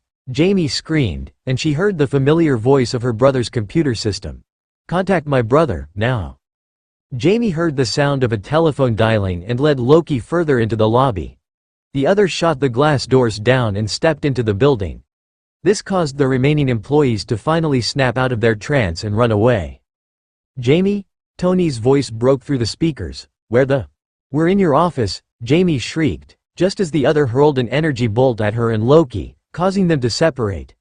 Jamie landed behind the marble pillars close to the elevators, while Loki ended up behind the front desk. "On my way," Tony replied. "I'll be there in 5 minutes." "Do we even have 5 minutes?" Jamie wanted to say, but she clamped her mouth shut. "Enough stalling," the other declared, his voice cold and high. "Is this how you live up to your end of the bargain, Lawfason, to hide behind a woman?" The other laughed, and Jamie used this to fire what remained of her plasma ray at him and run towards Loki. Several of the blasts hit the other's torso, angering him. "There's an access stairwell over there," she whispered, nodding her head towards one of the side corridors. "Go there and just keep running. I'll hold him off." Loki wrapped his long fingers around her wrist, and winced as another energy blast exploded against the front desk, showering them with bits of marble. "No, I am not leaving you alone," Loki thought. He felt guilty for thinking that she was like the others. Her actions spoke more than her words ever could. Jamie believed in him, she cared for him, of that he was certain. "Go," she said, urging him on. When he made no move, Jamie hissed and pushed him towards the corridor. "You have one last chance to walk away, Midgardian," the other announced, slowly walking over the side of the front desk. He would be on them in seconds. "Step away from Lawfason and you will not be harmed." Jamie pursed her lips together and pried Loki's fingers from her wrist. He looked at her for a split second and then scrambled for the corridor. Jamie watched him go and then whirled around. Around the front desk. She raised her plasma ray, aware that she had only one plasma blast left. The other smirked. "Such devotion. You are brave, female." "Why?" Jamie pressed the trigger, shooting the final plasma bolt into the other's chest, where she hoped it had pierced his heart. The other stumbled backwards, and Jamie slowly backed away, afraid to pry her eyes away from the other. "Tony, where are you?" she thought. She wasn't used to this. She may be a part of S.H.I.E.L.D., but Tony had kept her from battle, protected her. Jamie knew she only survived the other's attacks due to her sheer intelligence, prudency be damned, and luck. Suddenly she heard the telltale sound of her brother's jet-propelled boots in the distance and she heaved a sigh of relief. It was then when something slammed against her, throwing her to the ground. Jamie heard a grunt of pain, and she turned her head slightly as she fell. In a flurry of black hair, Jamie saw the other standing, a black scorch mark on his chest. He was grinning. Jamie felt her body impact painfully on the marble floor. Loki. Loki had never left Jamie. He had had a mind to run away, to leave her to the other. But something inside of him had snapped, and he had run back to her. He had arrived in time to see the other raise his hand and fire an energy bolt at Jamie, who seemed distracted. Loki didn't think twice. He had pushed Jamie out of the way, only to be hit by the energy bolt. Now he sensed excruciating pain, and could feel the gush of blood run out of the gaping wound on the side of his body. "Why?" Jamie's voice broke. "Why indeed?" Loki asked himself. "Why risk my neck for a woman I have only known for a day?"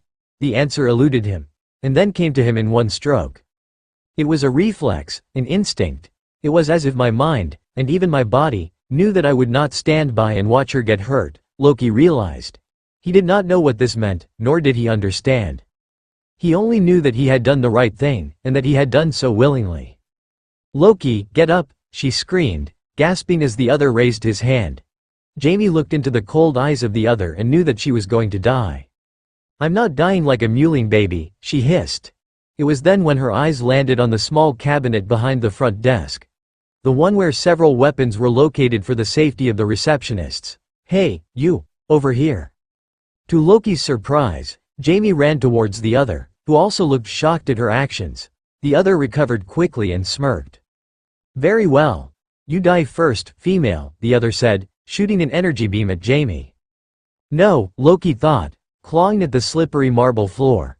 His life was ebbing away, and the floor was being stained red with his blood. The energy beam grazed Jamie's shoulder, leaving a red gash. Loki heard Jamie shriek in pain, and topple behind the front desk. The other walked towards her, readying another energy beam. Before he could fire it, Jamie reappeared, holding a weapon similar to the ray she had been using. She darted around the front desk, still firing at the other, who flinched as the blasts left scorch marks on his body. "Enough!" the other cried. "This ends now. Not if I have something to say about it." Loki craned his neck and saw Tony Stark stride into the lobby, his expression grim. Behind him trailed the other Avengers, including Thor, and all of them had their weapons out. "You just messed with the wrong family, pal," Tony said. Tony flew through the New York skyline, followed by the jet. Shortly after receiving Jamie's call, distress call, to be precise, he had had the jet's rear ramp lowered. Pepper had also sent clearer copies of the camera feeds, and these only served to confirm Tony's suspicions. Loki's face had jumped out at him on each of the images, and Tony certainly didn't waste any time slipping his helmet over his head and leaping out of the jet. "She's at Stark Towers," he had called over his shoulder. "See you kids there." Jarvis hadn't terminated Jamie's call, so he could hear everything that was going on in the building. "She's in the lobby, sir," Jarvis told him. "Activate the security system," Tony instructed. "It appears it has been destroyed in the initial blast, sir." "Oh Jesus Christ," Tony swore. He flew through the city, ignoring the surprised shouts of the people who saw him.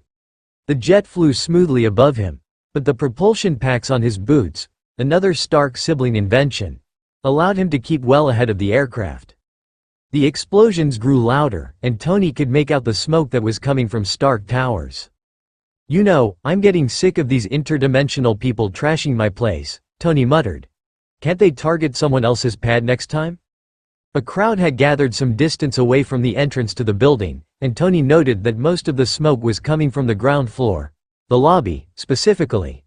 As his boots touched the ground, he heard the jet hover somewhere above him. Natasha was the first to jump out, followed by Clint, Bruce, Thor, and finally, Steve. "Not going green on us, are you, Doctor?" Tony asked Bruce, who merely smiled. "No need to unleash the Hulk just yet," Bruce answered. Well, we may need him soon. Tony strode across the road. It was then when he heard Jamie's scream, and his eyes widened. Son of a bitch. Tony ran to the building and skidded to a stop. The other and Jamie were engaged in a mini gunfight. Jamie was using the small plasma ray that was hidden in the front desk. Enough, the other declared furiously, raising his hand. This ends now. Not if I have something to say about it, Tony said, walking into the lobby. The other Avengers had drawn their weapons, and Clint was in the process of fitting an arrow into his bow. You just messed with the wrong family, pal. Tony could see Loki bleeding on the floor. The god's brief time on Earth wasn't doing him any favors. Already he looked thinner than before, and his hair was messy. And of course there was the small fact that he was bleeding to death. The other smirked and laughed darkly. With one sweep of his hand, the other blasted the Avengers out of the building and straight across the street. The Avengers landed painfully inside the lobby of the opposite building. Should have seen that coming, Tony grunted, as Thor helped him to his feet. Loki's injured, Thor said. We must defeat the other, or else he may take my brother back to his realm. That's one of the first things I have on my list for the day. Tony flexed his shoulders and stood up, noting that he felt slightly dizzy. Back at Stark Towers, the other had set his sights on Jamie. She had managed to avoid the attack by ducking behind the front desk, which was now nothing more than a pile of rubble. Why is a female Midgardian standing up for the one who tried to subjugate her realm? The other wondered throatily, walking towards her. He knocked the plasma ray away from her and grabbed her by the throat, lifting her so that they were face to face. Because he only wanted to prove himself worthy, she gasped, as the other's grip on her neck became tighter and tighter. He was just misunderstood. The other chuckled, and am I not misunderstood? No, you're pure evil. You wanted to use the Tesseract as an unlimited power source, Jamie replied, still struggling to free herself from the other's vice-like grip. And after seeing the things you could, and would, do, I know you would have used it for evil. Touching. Such sentimental creatures, Midgardians. But you have stood in my way for far too long, female. I will not allow you to do so anymore. The other looked deep into Jamie's eyes and smiled. Time to die. Loki didn't expect to know what it was like to be within an inch from death. Yet there he was, his blood gushing out onto the floor like a fountain. He knew he should have just followed Jamie's instructions and ran away, but strangely he felt at peace. If he had been given a second chance to relive the past 20 minutes, he would have done the same thing all over again. Like push Jamie out of the way and take a powerful energy blast on the side of his body. But why? Do I? Dare I think it? Care for her? Loki thought. His eyes flitted from the other to Jamie, who was huddled behind the small marble slab that was left of the front desk. She was looking at him, mouthing words he could not understand. The other had blasted the Avengers out of the building, and Loki was unsure where they landed, or if they were even conscious. No one was coming to save them now, and Loki knew that they were all completely at the mercy of the other, a being who did not know the meaning of the word mercy. A choking sound filled Loki's ears and he saw the other walking towards Jamie, who was scrabbling for the plasma ray. Leave her alone, he wanted to say, but the thread of silence held firm. You want me, take me. But he was too weak to move, too weak to even lift a finger. Why is a female Midgardian standing up for the one who tried to subjugate her realm? The other asked Jamie, knocking the plasma ray away from her reach. He bent over and grabbed her by the throat, lifting her off the ground so that he was looking directly into her eyes. Because he only wanted to prove himself worthy, she gasped, and Loki saw her face turning purple. He was just misunderstood. Give me the strength, Loki thought. Just give me the strength to fight him off her, and you may take me. The other chuckled, and am I not misunderstood? No, you're pure evil. You wanted to use the Tesseract as an unlimited power source, Jamie replied. And after seeing the things you could, and would, do, I know you would have used it for evil. Touching. Such sentimental creatures, Midgardians. But you have stood in my way for far too long, female. I will not allow you to do so anymore. Time to die. The other further closed his grip around Jamie's throat, further cutting off her air supply. She gave a few feeble kicks, and her eyes slowly rolled back to the side of her head. Loki watched the scene, noticing that he wasn't getting weaker. Rather, he was feeling stronger as the seconds ticked by. He could feel his magic practically trickle back into his body. Loki closed his eyes, relishing the moment as his magic and godlike abilities returned to him in one fell swoop.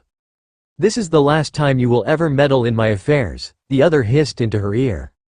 "And this is the last time you will ever touch her." Loki slowly stood and raised his hand, his green cape billowing behind him. He could feel the magic flow through his body, which reassured him greatly. "You, how?" Loki tilted his head. "Self-sacrifice. I have had to learn some things the hard way." The other smirked and released his hold on Jamie, who dropped to the floor. Loki's eyes rested on her for a moment before focusing on the other. "So, you've come to face your judgment," the other intoned, stepping over Jamie. "Not exactly. You see, I would have come quietly had you kept her out of this," Loki said, his tone calm, yet deadly. "But now I seem to have changed my mind. You will come with me, Laufeyson, or she will die," the other threatened. "Not if you die first."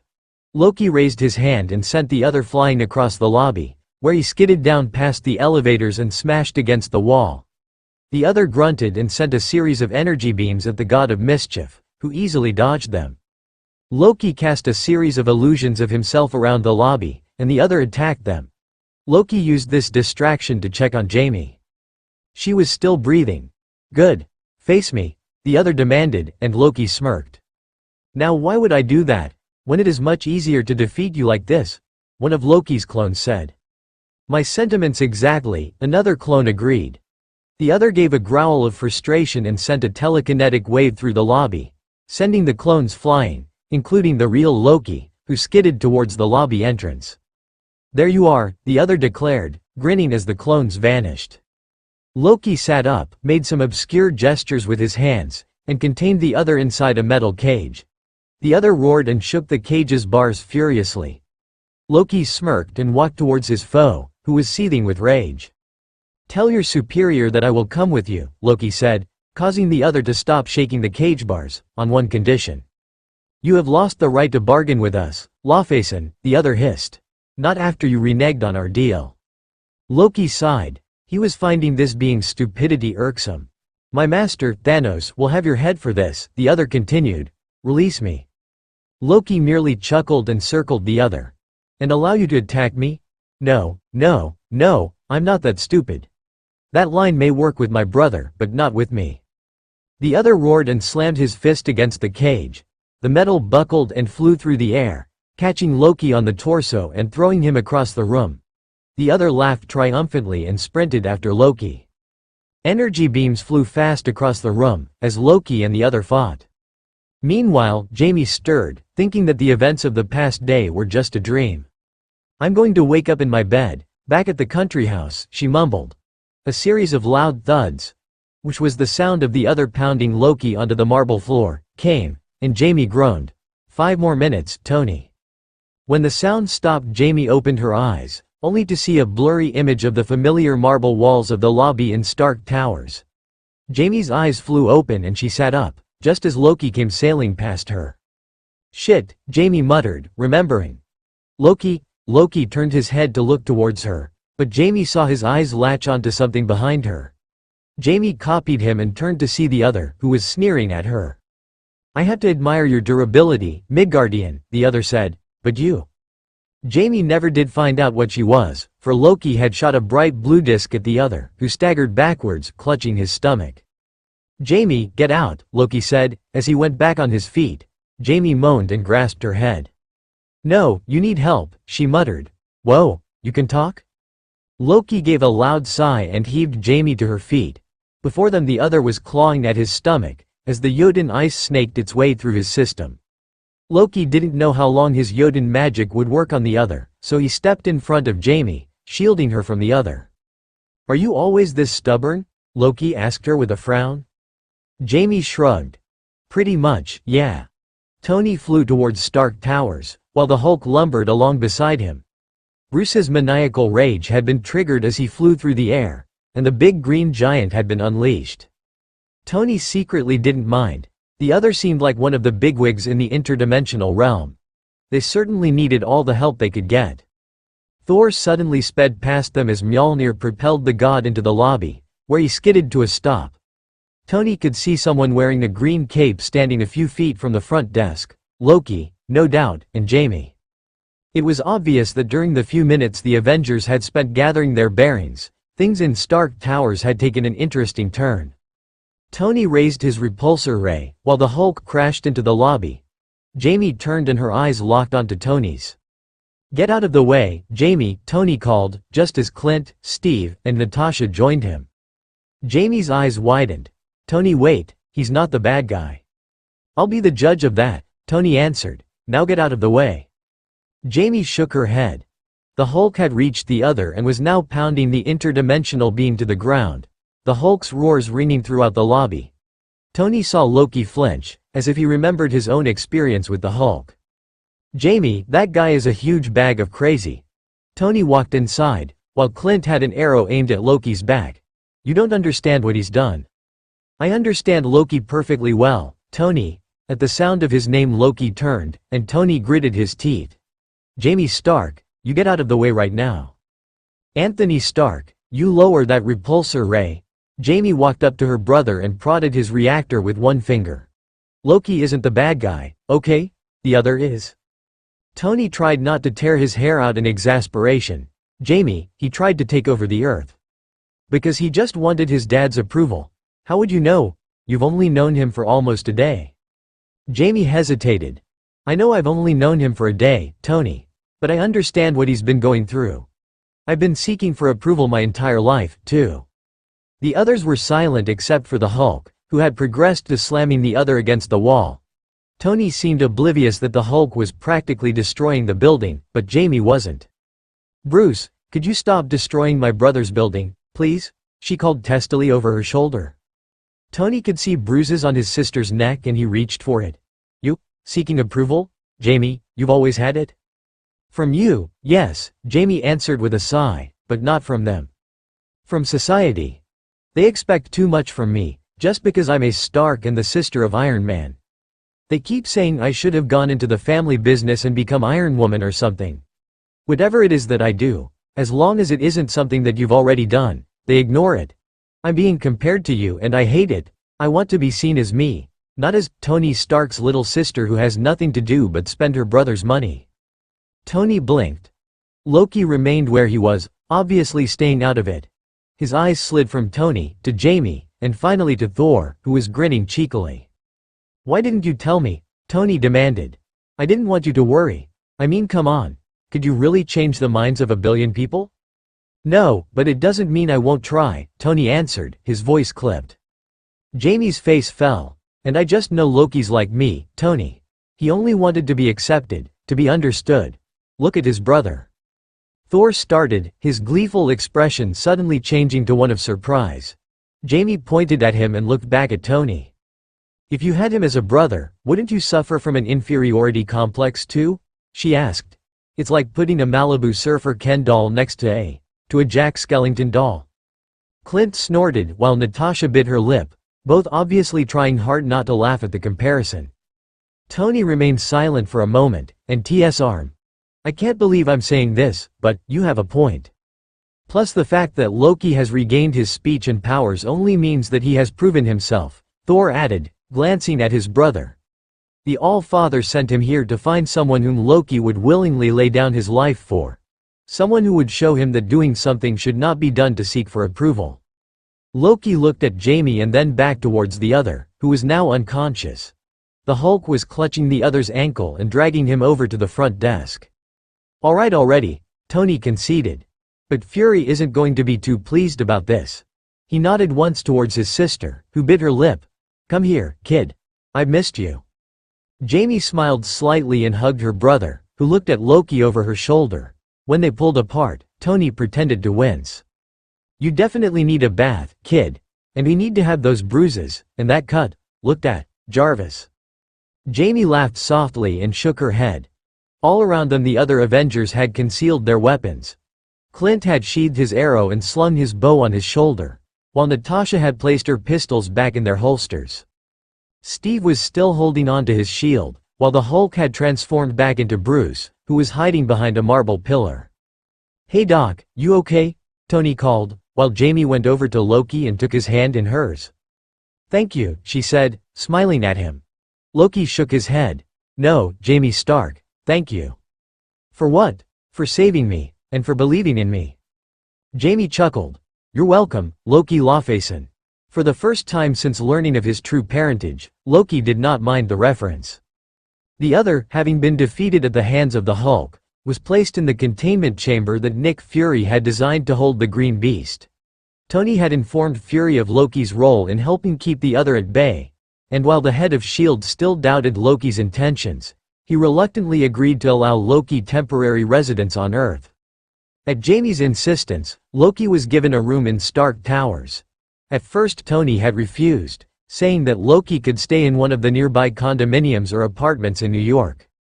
Jamie had begun, with the very air of explaining something to a 5-year-old, Loki's new to Earth. I don't think he knows how to do even the most basic functions. Tony had muttered something under his breath that sounded suspiciously like, that's his problem, but in the end he had given in.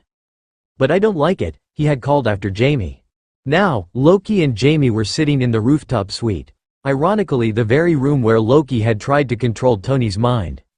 So what are your plans now? Jamie asked, sipping her iced tea. You obviously have your powers back, so there's no stopping you from returning to Asgard with your brother. No, there isn't, Loki agreed. He had a cup of black coffee in front of him, which was still untouched. Jamie smiled thinly. At least now you'll be able to talk to your father. I know this isn't my place to say, but, she trailed off, looking wistfully to the side. No, what is it? Loki leaned forward, curious. After all you have done for me, Jamie Stark, you have the right to say whatever it is you want. Promise you won't get mad? I promise. Okay. Jamie bit her lip. You really should try talking to your dad, Loki.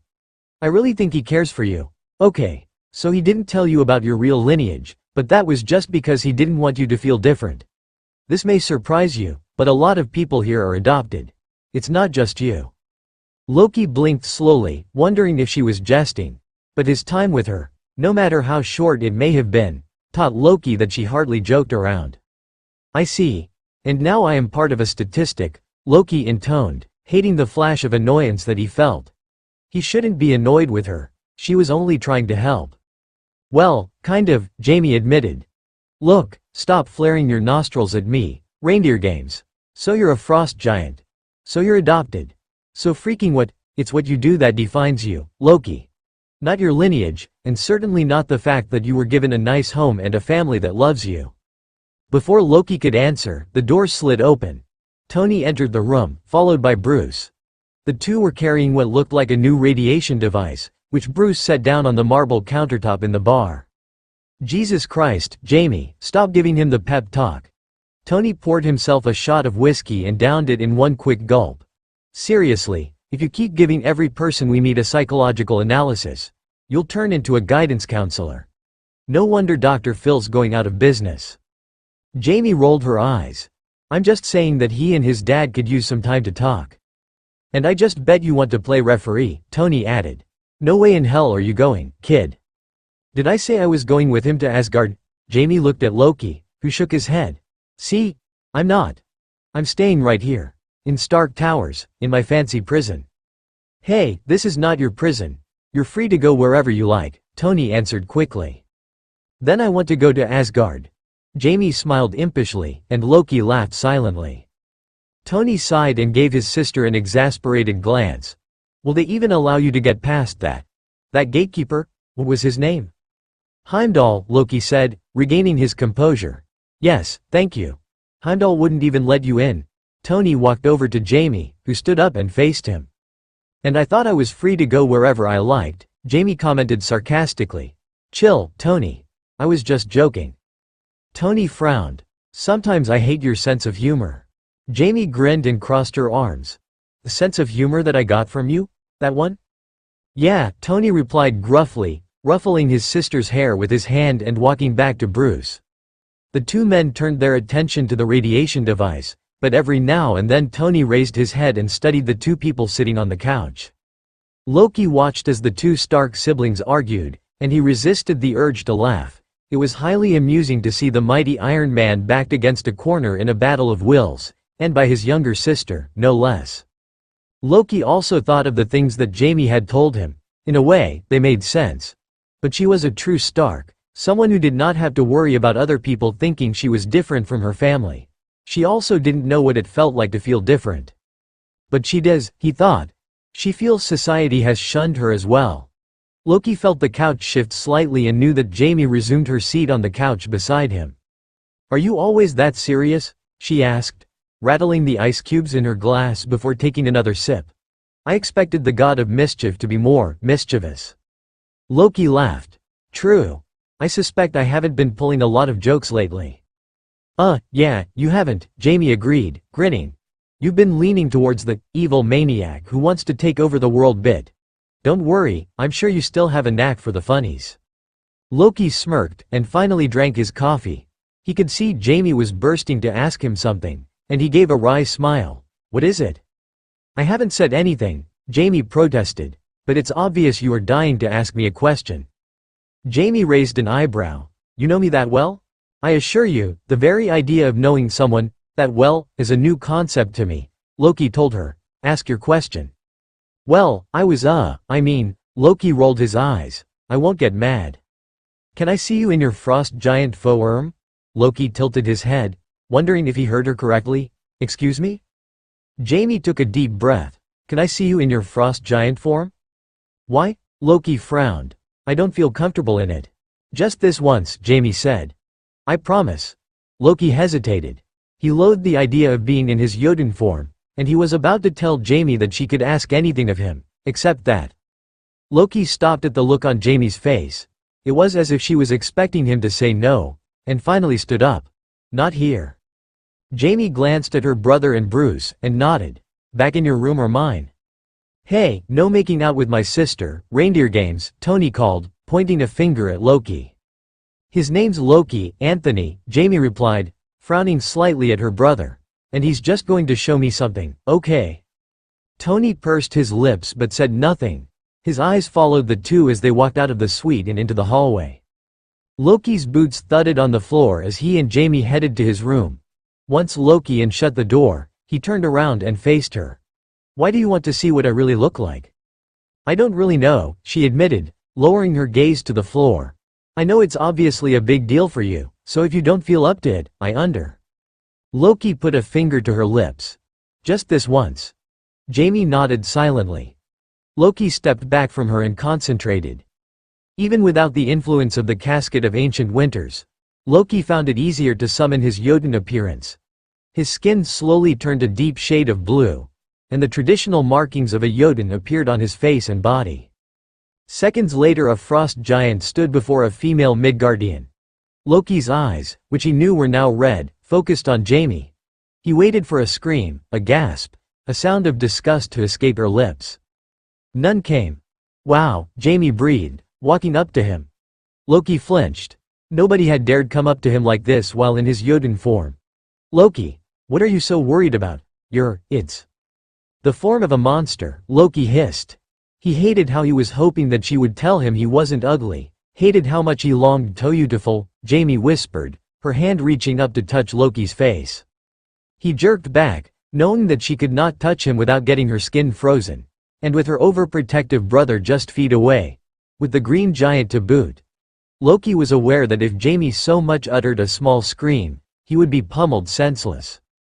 "Are you that sensitive about your appearance?" Jamie asked him with a frown. She sighed and walked over to the desk, where she procured a hand mirror. "Look." Loki turned his eyes away. "Loki Lawfacen, look into this mirror or I swear I'll scream bloody murder," she threatened. Loki smirked. "Jamie Stark, you certainly are bold. I have never met anyone who would dare threaten a god. Just look into the mirror." Jamie sounded exasperated, and her expression made Loki chuckle. For a moment he forgot that he still had his Jotun appearance, and so when he saw his reflection in the mirror, he gave an involuntary hiss and backed away until he bumped against the door. "I told you I do not wish to see my appearance," Loki snarled. "Why must she insist on showing me what I look like? Does she not realize how uncomfortable I am?" he thought furiously. Jamie rolled her eyes.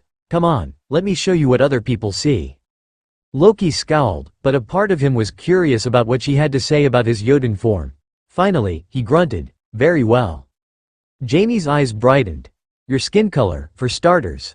It's blue, like sapphires. I hope you know what a sapphire is. A jewel. We have those in Asgard, Loki said. His gaze continued to move from Jamie's face to his reflection in the mirror, although admittedly his gaze lingered longer on the former.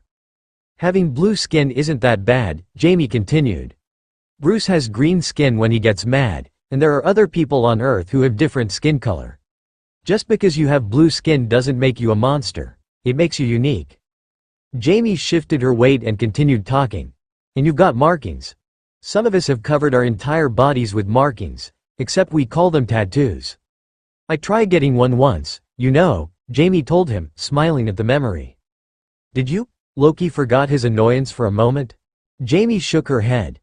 No, my brother caught me before I could get myself inked. I was supposed to get a tattoo of a barcode on the back of my neck. Loki frowned slightly. He wasn't sure what a barcode was, but it must have been particularly heinous if Tony Stark refused to have his sister get one.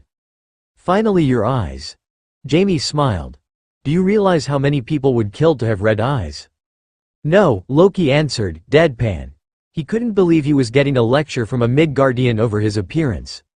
It should have irked him, but Loki couldn't help but listen to her. Maybe it was because someone actually cared about him and about what he felt. Plenty. It's because of this vampire mania that erupted a few years ago, Jamie explained, finally lowering the mirror. The bad vampires all had red eyes, which made some fanatics want to have red eyes of their own. And your point is? Jamie flung the mirror onto his bed. That you don't look like a monster. Unless of course you go stomping around the city growling and destroying buildings and stuff. I did do that, remember? Loki reminded her. Why are you so determined to think that you are a monster when you're not? She asked irritably. Just because a lot of people hate your guts doesn't mean you have to give in to them, you know. Loki sighed but didn't reply. Instead he returned back to his normal appearance. Jamie glanced at him and sighed, last question. Loki eyed her critically, and she narrowed her eyes at him. They stared at each other for a few minutes before Loki nodded. Why wouldn't you let me touch you when you were in your Blue's Clues form? Your skin would freeze. Jamie smiled. I see. Well, thanks for showing me your true form, Loki. And thank you for that rather enlightening analysis of my appearance. Loki opened the door and waited for Jamie to step out before closing it behind him. Jamie grimaced. I just wanted you to know that you don't look as bad as you think you do. Believe it or not, Loki, your Blue's Clues form makes you look even more attractive. Loki glanced at her, wondering if she really meant what she said. Jamie was looking at him earnestly, and he could not detect any lies behind her expression. Tony eyed the man sitting across from him. He, Jamie, and Loki were having lunch in one of New York's fanciest restaurants. Jamie was the only one who hadn't opted to wear something fancy. Tony was in a white dress shirt and black slacks, while Loki was wearing the clothes he had worn in Stuttgart. Jamie, what are you doing? Tony asked, after taking a sip of his wine. Can't it wait? Jamie looked up from her notebook, where she had been scribbling several notes. Oh, I didn't realize I was missing out on such a stimulating conversation. She glanced at Loki and Tony, who had been silent throughout the entire meal. You haven't touched your food, Tony pointed out. Jamie sliced off a portion of her steak and popped it in her mouth. There, now I have. Tony sighed and watched as his sister continued writing on her notebook. For the past few days Jamie had become absorbed in some new project, one that he wasn't aware of. Tony glanced at Loki again, noting that the god had already finished his food and was studying the other Midgardians around them. So, Loki, Tony began, and Loki turned his head slowly. Yes? When are you and your brother returning to Asgard? Tony secretly couldn't wait to get Loki out of Stark Towers. He felt as if the place had suddenly become too overcrowded. Loki tilted his head and smiled. In time. I assure you I will not stay here any longer than necessary. Good. I just thought you might want to settle some unfinished business, Tony said, referring to Loki's rocky relationship with his foster father. Apparently the reference wasn't lost on Loki, who narrowed his eyes slightly. Indeed. I long for that day to come, he answered sarcastically. Boys, behave, Jamie said, finally crossing a huge block of text and closing the notebook with a sigh. Don't look at me, I tried talking to him. Tony dabbed his mouth with a napkin and tossing it on the table. Jamie gave him a look of disdain and began eating. The two men fell into silence once more, which was occasionally interrupted whenever Tony requested a refill for his wine glass or Jamie muttered under her breath, doing some complex calculations. Would be a lot faster if there was a sample, but forget it, Tony heard her mumble. Although it certainly wouldn't hurt to ask. Hey kiddo, what are you doing? Tony asked, leaning back. Hopefully something that can improve my suit. Tony, I just submitted several blueprints that identified some of the kinks in your suit, Jamie answered, nibbling on some peas. I think that's enough upgrades for this year. Unless of course you want to have a portable iPad fitted on your wristband? Well, Tony said, shrugging.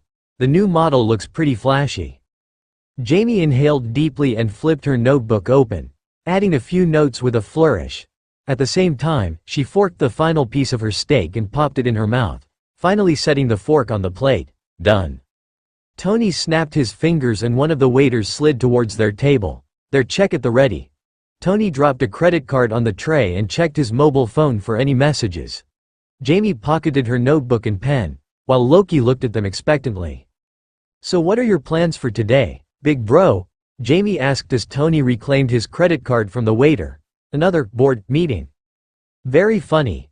Tony slipped his hands in his pockets and stood up. No, I have a free day, actually. What are your plans?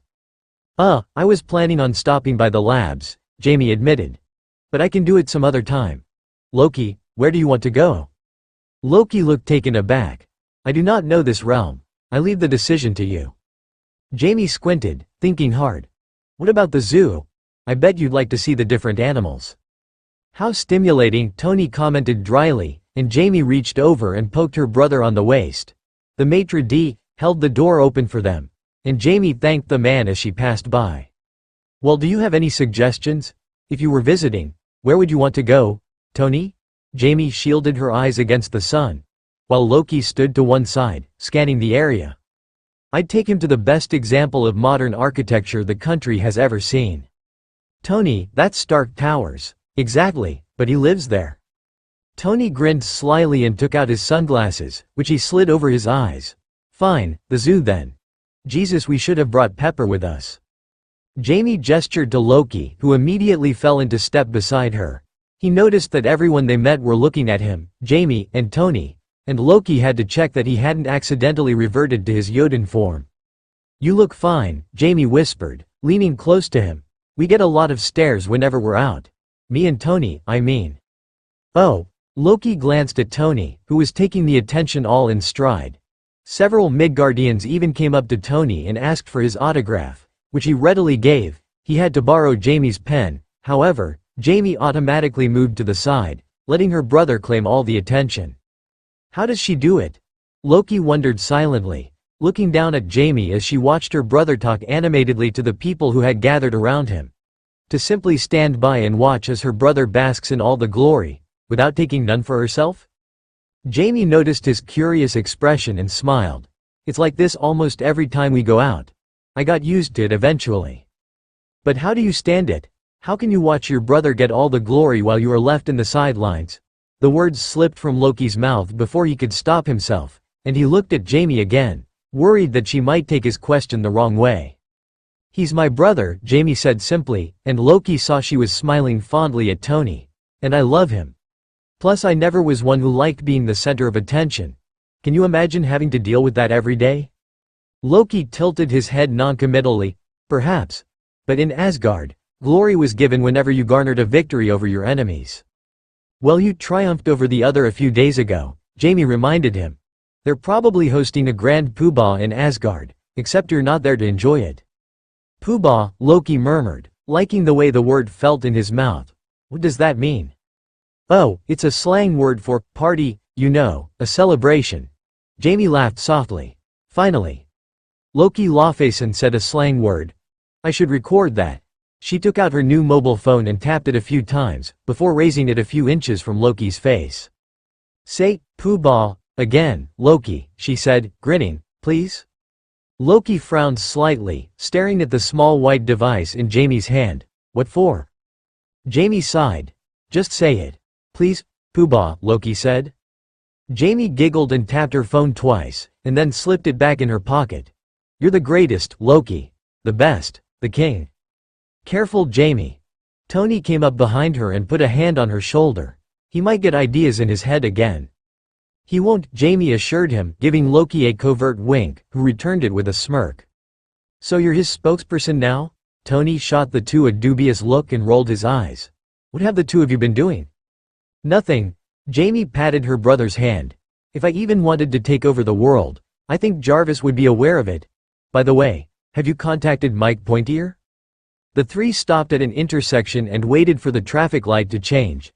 Tony nodded and ran a hand through his hair. Yup. Guy was pissed at first, but his new card changed his mind. Or maybe he thought you'd blast his office if he didn't nut up or shut up, Jamie said with a grin. Jamie noticed Loki was being awfully quiet, so she slowed her pace and started giving him a running commentary of the different places that they passed. Loki listened, taking everything in. Every so often he saw something that piqued his interest, and Jamie and Tony stopped and explained him why the figures in some of the shop windows didn't move, and what the Times Square Jumbotron was. Strange, Loki kept on mutton't help but laugh at his bewildered expressions.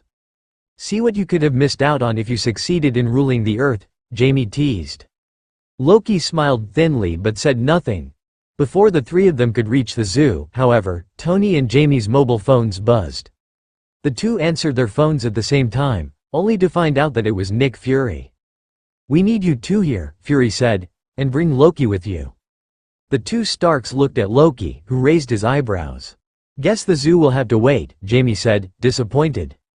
The portal is ready, Nick Fury announced, pacing the length of the rooftop suite. It seemed to have been converted into the common meeting room for the Avengers, until such time the construction for the underground lair was finished. Loki was standing behind Jamie, who was sitting on one of the bar stools, looking apprehensive.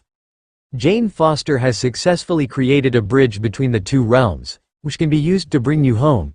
Fury fastened his gaze on Loki, who looked unconcerned. Thor grinned and twirled Mjolnir in his right hand. What are we waiting for? He bellowed. Let us go home, Loki.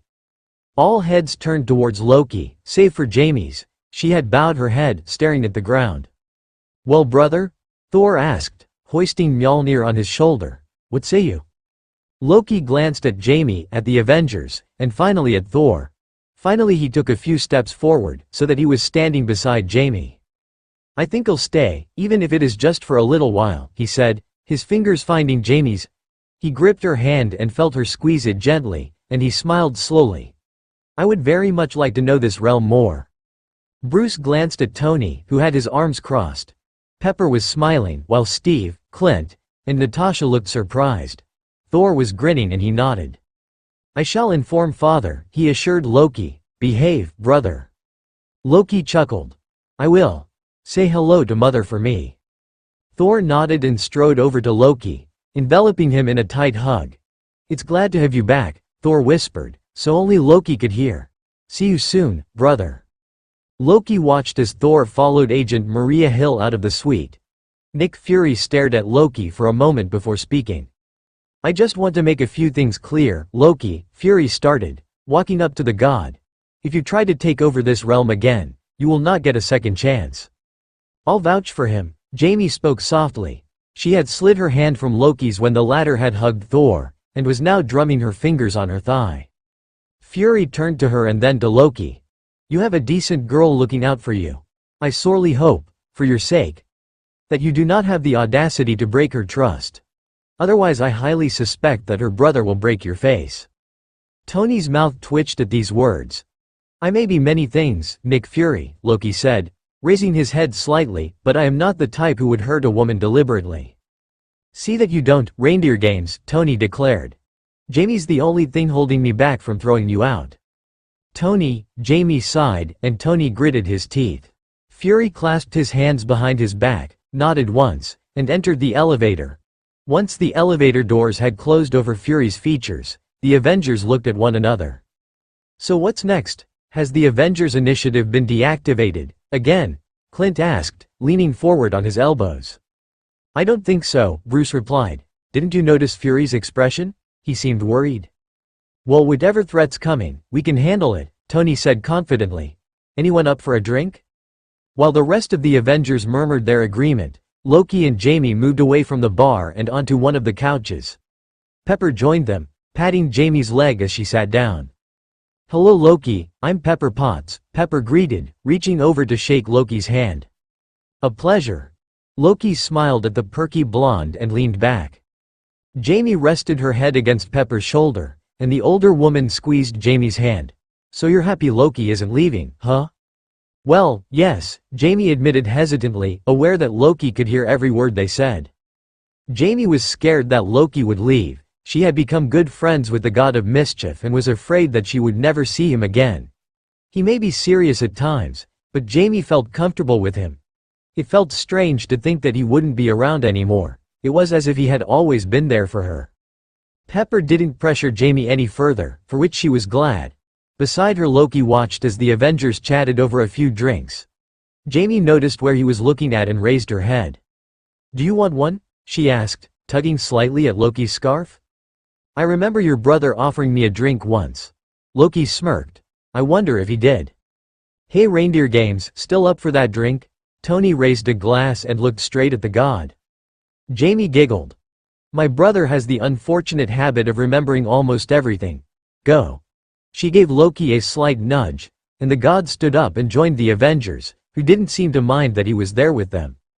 If anyone told me several days ago that I would be sharing a drink with the Avengers, I would have told them they were insane, Loki thought, watching the others over the rim of his glass. But I owe this, all of this, to her. As Loki finished his drink, his eyes wandered over to Jamie. To his surprise, she was smiling at him. He screamed.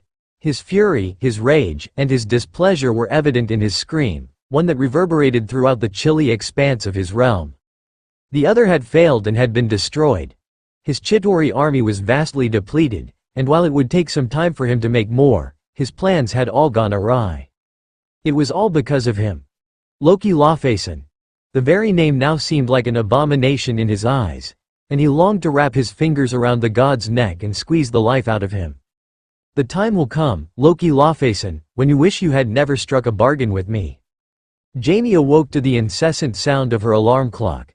She gave a sleepy groan and slapped her hand on top of the alarm clock, shutting it off. Jamie knew she had to wake up early, but after taking Loki to one of the comedy bars in New York last night, she had only had about 3 hours of sleep. Still, the memory of seeing Loki laugh at some of the antics of the stand-up comedians and comediennes was worth it. Jamie sat up and smiled, rubbing her eyes. "Shall I destroy that offensive ringing device?" Jamie screamed and pulled the covers up to her chest. Loki strode out from the corner of her room, clad in his usual Asgardian armor. He was staring at the alarm clock with great distaste, although his eyes rested on her every now and then. "Loki, what are you doing in my room?" Jamie asked, surprised. "I had difficulty sleeping," Loki said, moving slowly towards her. He seemed unconcerned that she was only in a tank top and pajama bottoms. "I planned on watching the sun rise, but when I passed by your room I heard you say my name. Naturally I was curious." "Oh."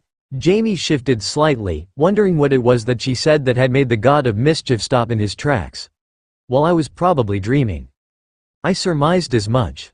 Loki took a seat and watched her, pressing the tips of his fingers to his lips. "You should not go back to sleep.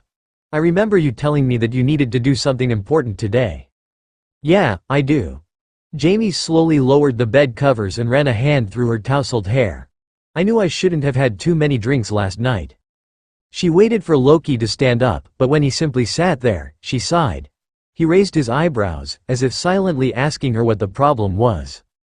"Aren't you, do you? I'm going to change, Loki," she finally said. Jamie wasn't used to having a man inside her room, besides her brother, of course, and Loki's intense gaze was making her feel flustered. "Then do so." Loki smirked and stood. "I did not realize my presence bothered you so much." "It doesn't, but you're pushing it," Jamie said with a frown. "Go on, scoot." Loki chuckled softly and made his way to the door. His hand froze on top of the doorknob and he remained there, listening carefully. "I don't think this is a good time for me to leave your room." "Why?" Jamie swung her legs over the bed and walked towards Loki. She heard her brother's angry tones from beyond the door, and she looked up at the god. "Bloody hell. Tony's off to a bad morning." Jamie sighed and nodded. Fine, stay here. But if you so much as take a peek, I'm welding your goat helmet to your head. Understand? Loki raised his hands in mock surrender. Understood. Jamie threw him a look before walking over to her closet, choosing her usual lab jeans and a light blue blouse. Loki resumed his seat, and Jamie wrenched the closet door open and stepped inside, muttering darkly. Loki heard a few thuds coming from the closet, as Jamie struggled to get into her clothes. After what seemed like hours, Jamie emerged, brushing her hair from her face. "You know, I think Tony's right," she said, shutting the closet door with her foot. "We hardly get any privacy nowadays, especially since you came." "Now I'm wishing I got that walk-in closet," she thought wistfully. "It's never too late to change my mind, though." "Is that supposed to hurt my feelings?" Loki's smile was mischievous. "Because it doesn't. I do recall you nearly crying your eyes out when you learned that I was to leave for Asgard." "Well, I can always change my mind, can't I?" Jamie replied grumpily, punching Loki lightly on the shoulder. "Come on. Let's see why Tony's so." "Jamie Marinell Stark, I hope to God that he's not in your room," Tony bellowed from the suite. "Oh shit," Jamie muttered, as she and Loki stepped out of her room. Tony was standing in the doorway of the suite, one of his hands on the frame. Morning." Tony's eyes narrowed. "You know, Jamie, I'd appreciate it if you told me that you were entertaining male guests in your room, instead of hearing a play-by-play from a computer. It would make me feel so much better." "Jarvis, what did you tell him?" Jamie asked in frustration, while Loki watched the scene with interest, his hands clasped behind his back. "I only informed your brother that you and your guest arrived at 3 a.m., the latter visibly drunk, and who ended up going inside your room after an hour and a half," Jarvis replied, completely oblivious to the consequences his little report held. Tony shot Loki one of his deadly stares, which didn't faze the god one bit. Jamie and Loki entered the rooftop suite to see Pepper eating breakfast on the counter, while Tony's furious gaze followed them inside. "Someone's in trouble," Pepper commented with an amused smile, munching on a slice of toast. "Morning, Jamie." Loki. "Good morning," Jamie greeted, as Tony thundered past her. "Tony, you're blowing things out of proportion." "Am I?" Tony asked testily. Loki nodded at Pepper, who handed him a plate of eggs Benedict. "What am I supposed to make of Jarvis's little report, then?" "Nothing happened," Jamie exclaimed, hopping onto the bar stool and grabbing some toast. "I told you I was going to bring Loki to a comedy bar, and we ended up staying up a little late. Loki drank too much green fairy, which messed with his system, so I had to bring him to bed. But he couldn't sleep, so he watched over me until I woke up." "A likely story," Tony replied, rolling his eyes. Jamie threw her hands up in disgust. "Fine, don't believe me. I'm telling you, that's what happened." "Green fairy?" Pepper piped up before Tony could speak. "I haven't heard of that drink before." "It's a Lawfacein original," Jamie answered, grateful for the change in subject. Loki didn't like the drinks that they were serving, so he ended up making his own. "What's in it?" Pepper took a sip of orange juice, watching as Jamie buttered a slice of toast for Loki. "Guinness and absinthe. Strong stuff," Pepper commented while Tony gripped the counter. "Yeah, well, he likes it." Jamie glanced at her brother, who was most likely killing Loki in his mind. "Tony, come on. I wouldn't lie to you." "Oh, I know you wouldn't," Tony said, the reactor pulsating. "But him? I don't think so." Jamie groaned. After finishing her piece of toast, she got off the stool. Loki finished the food on his plate and followed her. "I'll just be in the labs, Tony," she called loudly, and behind her Tony closed his mouth and watched as his sister and the god of mischief entered the elevator. "I'll have lunch in the cafeteria." The doors closed, and Tony sighed. "Tony, stop worrying," Pepper chided him gently. "She'll be fine." She held her own against the other, didn't she? Tony tapped the counter, revealing a computer panel. "I nearly lost my sister, Pepper. She's the only family I have left, and I'd be damned if I let that horned god become close to her." "Maybe he's changed," Pepper argued, "because of Jamie. That's what worries me." Tony entered a password on the computer panel, which gave him access to the building's security system.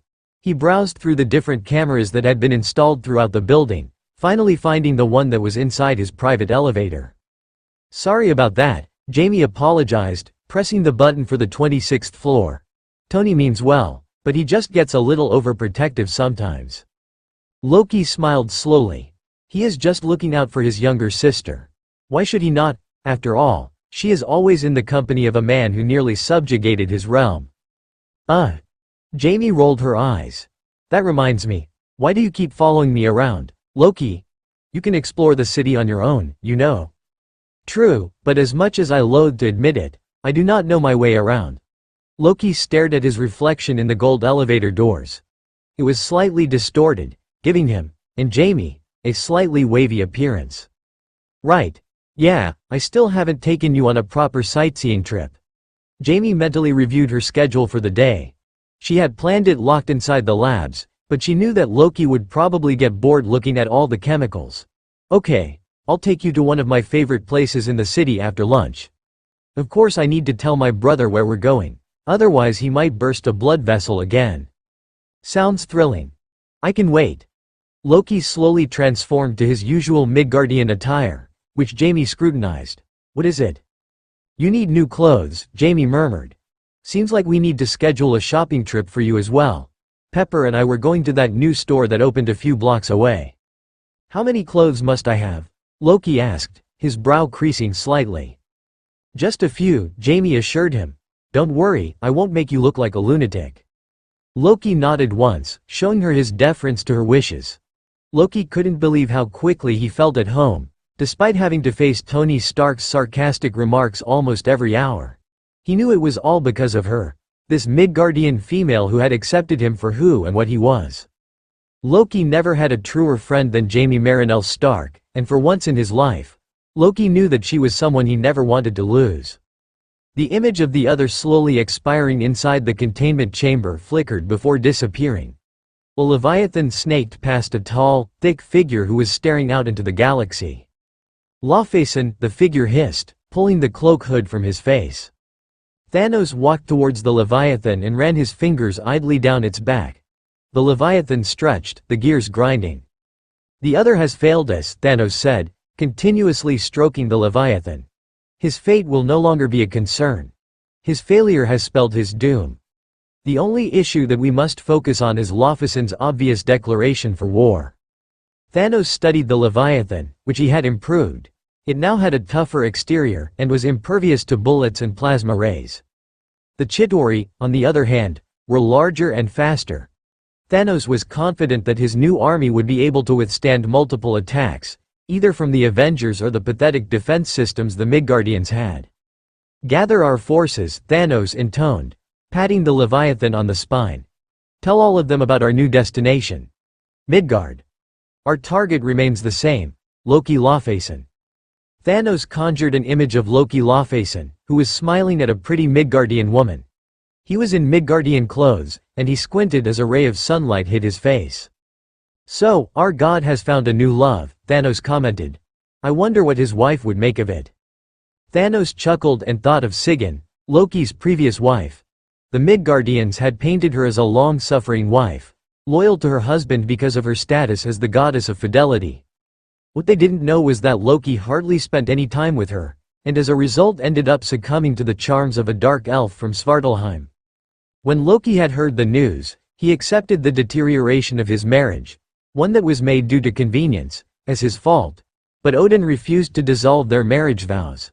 Sigyn left Asgard and traveled to Svartalheim, where she currently resides. Thanos had met Sigyn briefly, and was struck by her beauty. He wondered how blind Loki must have been to overlook Sigyn's attractive features, but it was the god's loss. Thanos and Sigyn eventually became friends, and it was this friendship with Loki's wife that had prompted Thanos to offer Loki the use of the Chitauri army. But that was as far as Thanos' patience went. Loki's failure was unacceptable, and his friendship with Sigyn was not enough to dissuade Thanos from his current plan of action. Now he watched as the Chitauri and Leviathan assembled before them. Once he was certain that all were accounted for, he used his powers to sift through the various portals, finally finding one that opened close to Midgard. Thanos and his army slipped through the portal, ending somewhere between Jupiter and Saturn. Thanos studied the ringed planet with interest, while his army assembled behind him. Thanos turned towards the small blue speck that was Midgard, and flew through space. Soon the Midgardians would learn the consequences of shielding Laufeyson from him. Thanos planned on torturing every person closest to the god, as a way of showing Lawfason what it meant to cross him. Starting with the female. 10 years ago, the Stark estate in New York.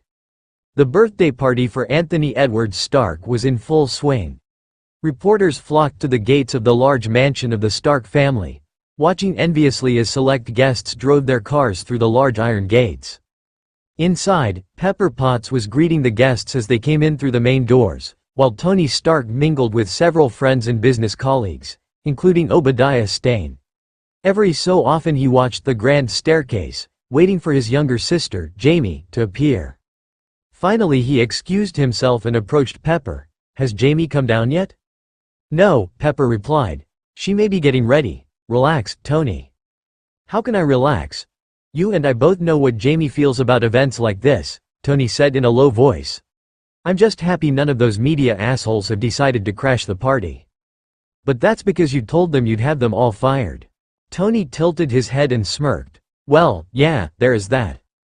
A sudden murmur came from the guests, and Tony and Pepper turned to see Jamie slowly go down the staircase. She was wearing a light pink dress, her hair was in a loose updo, and she had her mother's pearl drop earrings.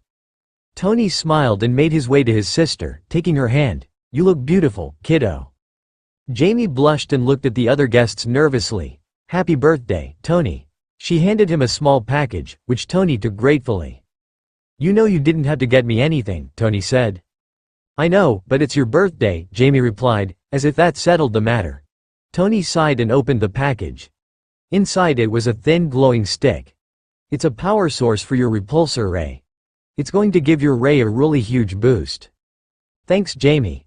Tony leaned down and hugged her tightly. "I love you." "I love you too, Tony." Jamie tightened her hold on Tony's neck, and then pulled away. "Let's get this over with." Tony chuckled. Jamie hated having to meet dignitaries and other important people.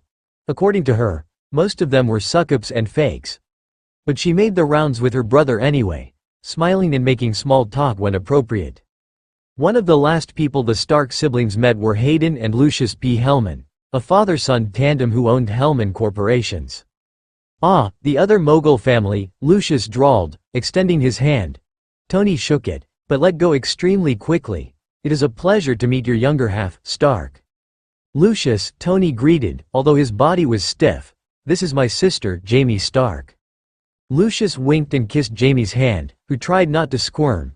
Beside Lucius was an impeccably dressed man, his father, Hayden. "This is my father, Hayden P. Hellman," Lucius introduced, and Jamie shook Hayden's hand. Like her brother, Jamie let go of Hayden's hand quickly. "Again, it is a pleasure to meet the Stark siblings," Hayden said. His voice reminded Jamie of grating metal. He looked at them with his heavy-lidded eyes, as if Tony and Jamie were two specimens inside a petri dish. "The party is nothing short of a success." "Story of my brother's life," Jamie quipped, and Tony cracked a smile. "Well, we certainly would not want to claim all your attention," Lucius declared. "Your other guests are waiting." "Of course." Tony placed a hand on Jamie's shoulder and the two turned from the Hellmans. "Why did you have to invite them?" Jamie asked him once they were out of earshot. "I know they own the second most popular computer software company in the country, but they seriously creep me out." "Jamie, most of the people in this room creep you out," Tony replied with disdain. "But they do. They're like, never mind." Jamie walked over to Pepper and hugged the older woman. Tony took a glass of champagne from a nearby waiter. Soon, several more of his colleagues encircled him, and Tony was engaged in a conversation about whether he believed that his company would survive the impending economic crisis. On the other side of the room, the Hellmans watched Tony Stark, and then Jamie Stark. They left the party, leaving behind a subtle trail of black smoke, which was blown away by the breeze. 18 years ago, Stark Estate in Malibu, California. 8-year-old Jamie Stark groaned and raised her head. Someone was shouting in the living room downstairs, which was unnatural since Tony hardly raised his voice. "Jarvis," Jamie called out, activating the computer system. "What's going on?" "Your brother's business partner has arrived," Jarvis replied, showing Jamie a security feed of Obadiah Stane arguing with Pepper Potts. "And he insists on seeing you." "Okay, thanks, Jarvis." Jamie pulled the covers off and swung her legs over the edge of the bed. She plodded to the bathroom, the light switching on as she went. After splashing her face with some water, Jamie went out of her room. The voices grew louder as Jamie neared the as insisting that Stain couldn't see her, Jamie, since she was still sleeping. Besides, do you think you should bother her with the news now? Pepper argued. Bother me with what news? Jamie asked, her voice high and pitchy, even to her own ears. Mr. Stain, what are you doing here? Pepper looked at Jamie and then at Stain, who adjusted his tie before speaking. It's about your brother, Stain said, ignoring Pepper's warning look. What about Tony? Jamie smiled and hopped onto the armrest of a nearby armchair. Is he coming home soon? I'm afraid not, Stain answered. Your brother he's been taken by a terrorist group. Jamie's smile vanished and was replaced by a look of horror. Who did it? Are you doing something to find him? We're doing our best, Stain assured her, but Jamie felt otherwise. The US Army has been given orders to search for your brother. In the meantime, I came here to discuss the possibility of.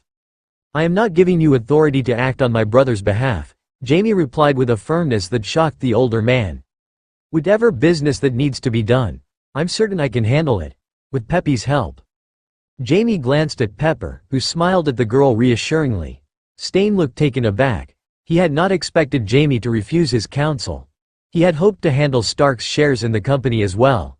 After all, Jamie was only 8. 8 and a genius like her older brother, Stain reminded himself. Well, I can certainly outwit an 8-year-old.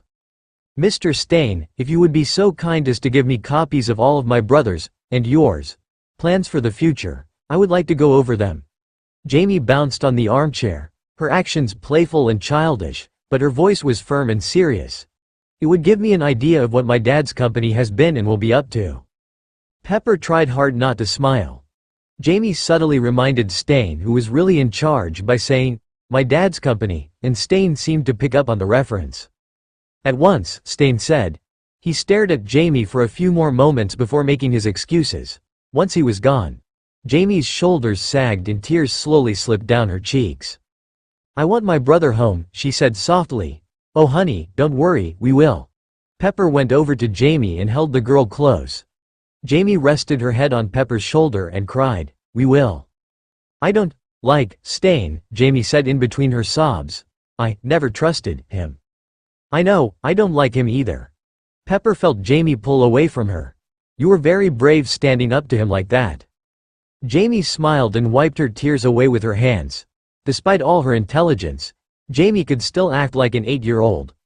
Right now she was a little girl who wanted her big brother home. I want Tony to still be a hiccup, the major stockholder. If Stain gets control of Stark Industries, it's doomed. A Stark must always be the head of Stark Industries. Another motto of yours? Pepper teased. Jamie was fond of thinking of mottos for the Starks. Yeah, I think this is the best motto ever. Jamie smiled wanly. Jarvis? Yes, Miss Jamie? Help me find my brother, of course. While Jarvis accessed all available satellite feeds and news reports, Jamie had these muted after hearing of the attack on her brother's army convoy. Jamie ate breakfast and read several company reports. As long as there is a Stark standing, Stark Industries will succeed, Jamie thought firmly. Tony, it's time to wake up. Tony groaned and rolled over in bed, his arm dangling off the edge. His fingers barely brushed the hardwood floor, but he could feel the tips touch the new carpet that he had installed in his room a few weeks ago. Tony. Jamie twisted the doorknob and stepped into the room. Tony, you promised. Look, I think I was drunk when I said yes, Tony answered, his voice slightly muffled. Come on. Just have the bills sent over and I'll deal with them. Jamie made an exasperated sigh, walked over to her brother's bed, and yanked the covers off his body. What the hell, Jamie? Tony exclaimed, turning over onto his back and scowling at his sister. You wouldn't get up, Jamie said. She held the blanket away from him and Tony had to stand up to get it back. Once he lay back down, however, he found it difficult to go back to sleep. He had no choice but to sit up and frown at Jamie as he rubbed his eyes. That god is definitely rubbing off on you, he finally declared, going over to his closet and choosing the clothes he planned to wear that day. Don't blame Loki. Jamie sat cross-legged on the armchair beside Tony's bed and watched him. I've been taking your blankets ever since I could walk. Pure evil, Tony hissed, making a face at his sister before ducking inside the adjoining bathroom. Jamie rolled her eyes and snagged the latest issue of Time, which featured Stark Industries. Soon Pepper had appeared at the door, all dressed and ready to go. Is he up? Jamie gave her a thumbs up and nodded towards the bathroom. He's just taking a bath. He'll be out in a few minutes, even if I had to drag him outside myself. I would love to see that. Pepper grinned at Jamie before leaving. Jamie laughed softly and turned back to her magazine, flipping through the pages until she saw a photo of her and her brother. It was taken a few months ago, before Loki even arrived on Earth. She and Tony were standing in the lobby, and both of them were wearing severely pressed slacks. Hers had a flared hem and matching black blazers. The only difference was the color of their dress shirts. Tony had a ruby red dress shirt, while Jamie opted to wear a white one. Stark Industries stands the test of time. A look back at the success of the Stark siblings, the headline read. Basically the article talked about how Tony and Jamie, well, Tony mostly, were able to sustain the success of Stark Industries despite the tragic deaths of their parents. The article briefly focused on Jamie's contributions to the company, but the article was more concerned with Tony's business connections, his future plans for the company, and whether he planned on settling down anytime soon. Jamie grinned at the last part. She just knew her brother liked Pepper. The only question left was when he would get the nerve to actually ask her to marry him. It's so obvious, Jamie whispered, looking at the picture of Tony and Pepper that was taken a few years ago during her brother's birthday party. What is? Jamie started. Loki was leaning against the door frame, his head slightly bowed. Jamie's heart skipped a beat, and then started racing. Whoa, Jamie thought, surprised at the effect Loki was having on her. Where did that come from, Stark? Nothing, Jamie answered, closing the magazine and tossing it on the side table. I was just talking to yourself, Loki finished. I know. Jamie narrowed her eyes slightly. Now you're finishing my sentences, Lawfason. That's creeping me out. Loki smirked. You have no idea how creepy I can be. Jamie felt shivers run through her body at those words. Not shivers of fear, but shivers of pleasure. What the hell is happening to me? Look, I know Loki's cute. Hot, a second voice in her head corrected her. Okay, hot. But we're just friends. It would be so weird to have a crush on him. You sure it's just a crush? Maybe you already like him but you just don't know it yet. It seems you're talking to yourself inside your head, Loki stated. He was looking at her with an amused expression on his face. Thinking of a new scientific project to take up your time? No, Jamie felt her cheeks burn slightly, and she knew she was blushing. I still need to finish the project I'm doing. And what might that be? Loki pulled away from the door frame as Jamie stood up and moved to her brother's bed. She bounced on the mattress before replying. It's a secret. Jamie smiled. That intrigued him. I see, and will you make a god beg for details? Before Jamie could tell him, no, the door to the bathroom opened. A cloud of steam drifted out of the bathroom as Tony walked out, tying a towel around his waist. He didn't see Loki until he bumped into the god of mischief, and when he did, Tony's eyes widened. For his part, Loki looked stunned at the sudden half-naked appearance of Jamie's brother. What the hell is he doing in my room? Tony exclaimed, his eyes widening. Jamie. Oh bloody hell, I'm sorry. Jamie blushed even more than her brother and placed her hands on Loki's chest, gently pushing him out of Tony's room. I sure hope you didn't touch any of my stuff, Tony growled, shutting the door behind them. Jamie glanced in the direction of her brother's room and then at Loki. Well, that was awkward, she said, before she burst out laughing. Loki's mouth twitched, and then he too succumbed to a laughing fit. The two laughed until Pepper came over to see what was going on. Tony. He came out. Loki was in the room. Jamie managed to choke out. Oh. Pepper waited for the two to stop laughing before saying anything else. And why was Loki in Tony's room in the first place? Ask him. Jamie took several deep breaths in an effort to calm herself. The image of her brother and Loki's shocked expressions was still fresh in her mind. I merely wanted to see what was taking her long, Loki replied with a shrug. I did not realize her brother would appear from the bath half-naked. Jamie made another snort of laughter, which died in her mouth as Tony strode out of his room. He looked at Jamie and then at Loki. You two are driving me mad, Tony declared, pointing at them. I am this close to sending you back to the estate, Jamie Marinell. Loki raised his eyebrows. Jamie Marinell? It's my full name, Jamie told him. I don't particularly like it. Tony's mouth was a thin line, and he crossed his arms. If I see him in my room again. It won't happen again, I swear, Jamie said quickly. Make sure that it doesn't. You know how I hate it when people touch my stuff and see me half naked. But he didn't touch anything. Tony cast Loki a doubtful glance before walking over to the table. Breakfast had been laid out for them and Tony sat at the head of the table. Pepper sat on Tony's right and Jamie on his left. Loki took a seat next to Jamie. Loki was now familiar with the daily rituals of the Midgardians. Jamie had given him very thorough tutorials on each activity, but this, shopping, one was still a new concept. But based on what Jamie had said about him needing new garments, it seemed to be an activity where Midgardians went to various locations to get new clothes. Why don't they place everything in a single location? Loki had asked Jamie yesterday, when she told him that they would go on a shopping trip with Tony and Pepper. Why spread everything out? I never asked that question, Jamie had replied honestly. I guess part of the thrill is finding a new place to shop. Loki had let the subject drop. He was going to see for himself, anyway. Tony and Pepper soon lapsed into a serious conversation regarding a rival company, while Jamie ate her breakfast quietly. Loki could tell that she was thinking hard, and he was curious to know what her thoughts were. What are you thinking of? He asked, leaning close to her so that he could whisper in her ear.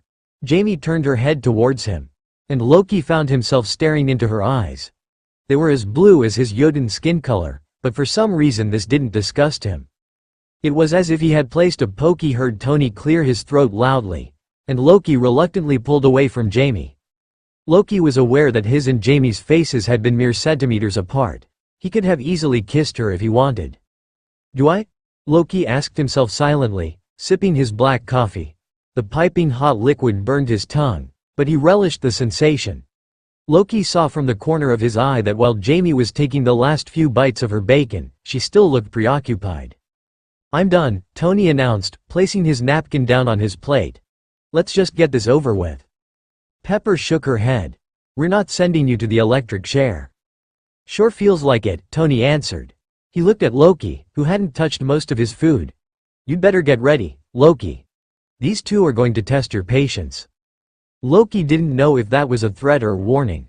He did warn me, Loki thought, watching as Jamie and Pepper bustled around the shop. Beside him Tony sighed dramatically and looked at Loki in the mirror, as if saying, I told you so. Loki saw Jamie look at a horrible red and green plaid shirt. Gods, no, Loki thought. I would rather have the beast pummel me senseless than wear such a garish garment. Looks like someone blended Tony and Loki's costumes, Jamie commented, wrinkling her nose in disgust. She put the shirt back on the rack and moved to another pile. Loki sighed in relief. Nervous, reindeer games? Tony asked. A female clerk was helping Tony get into a gray suit jacket, which didn't look good on him. Somehow it feels like you're going to the chopping block, doesn't it? I wouldn't know, Loki answered. Hey. Jamie came up behind Loki and held up a black leather jacket. I think this'll look good on you. Loki held his arms out and Jamie slipped the sleeves over them.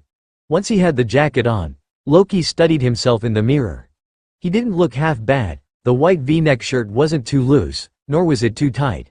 The matching black leather pants felt light, the shoes were comfy, and the jacket completed the entire outfit. Nice choice, Jamie, Pepper said with a grin. Now why can't I have that? Tony asked sullenly. Pepper, I have hundreds of suits. I would prefer something classy, Pepper guessed. Casual, Jamie chimed in. Tony pointed at his sister. Exactly. Casual. I've got the perfect outfit for you, Jamie said, while Loki continued looking at himself in the mirror. Jamie went through several racks, finally handing Pepper a dark blue shirt, whitewashed bootleg jeans, a brown leather belt, and silver-tipped cowboy boots. Time for a hoedown. Let me guess, Tony said as he handed the jacket back to the assistant and walked into the changing room. We're going horseback riding soon. Am I that predictable? Jamie smirked and leaned against the mirror. I haven't been on a horse in weeks, Tony. Loki looked at Jamie. My father has a horse, Sleipnir. Jamie's eyes met his, and for a moment the two just looked at each other, finally. I'd love to meet him. Both your father and Sleipnir. Jamie said it with such longing that Loki promised himself that he would bring her to Asgard one of these days. Perhaps it wouldn't be so bad to bring her there, Loki thought as he changed back into his old clothes. Hopefully with her ornery brother's consent. Jamie and Pepper added a few more choice pieces of clothing to their purchases, and Tony and Loki were left with the task of carrying the shopping bags back to the vehicle. They had to deal with several reporters and fans, who hounded both Tony and Jamie. Jamie wasn't used to all the attention, so she ended up sidling up to Loki whenever a reporter got too close for her comfort. The god's height easily shielded Jamie from the reporters and fans. Loki looked at her in amusement, which Jamie returned with a sheepish grin. It just gets worse every year, Jamie sighed. Loki and Tony handed the shopping bags to two valets, who promptly placed these in the trunk of Tony's new sports car. Better get used to it, Tony advised her as he slid into the driver's seat. You've just become famous with you and Reindeer Games battle against the other. Jamie sighed and sat at the back with Loki. But why aren't the reporters hounding him? She jerked her head towards Loki. He helped bring the other down, didn't he? Well. Tony glanced at Loki in the rearview mirror. They think he's going to shoot laser beams at him if they talk to him. They're clearly overreacting. Jamie folded her arms.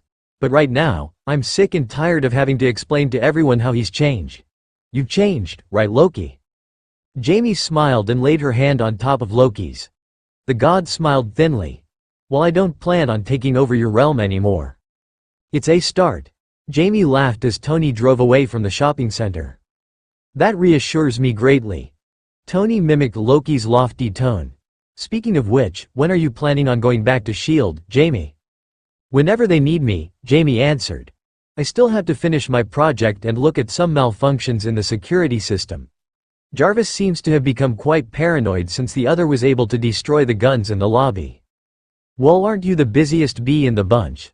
Tony grinned at Jamie. Sounds like you need a holiday. Before any of them could react, Tony and Jamie's mobile phones rang. Guess we can forget about that holiday, Tony said, seeing Nick Fury's name on his mobile phone.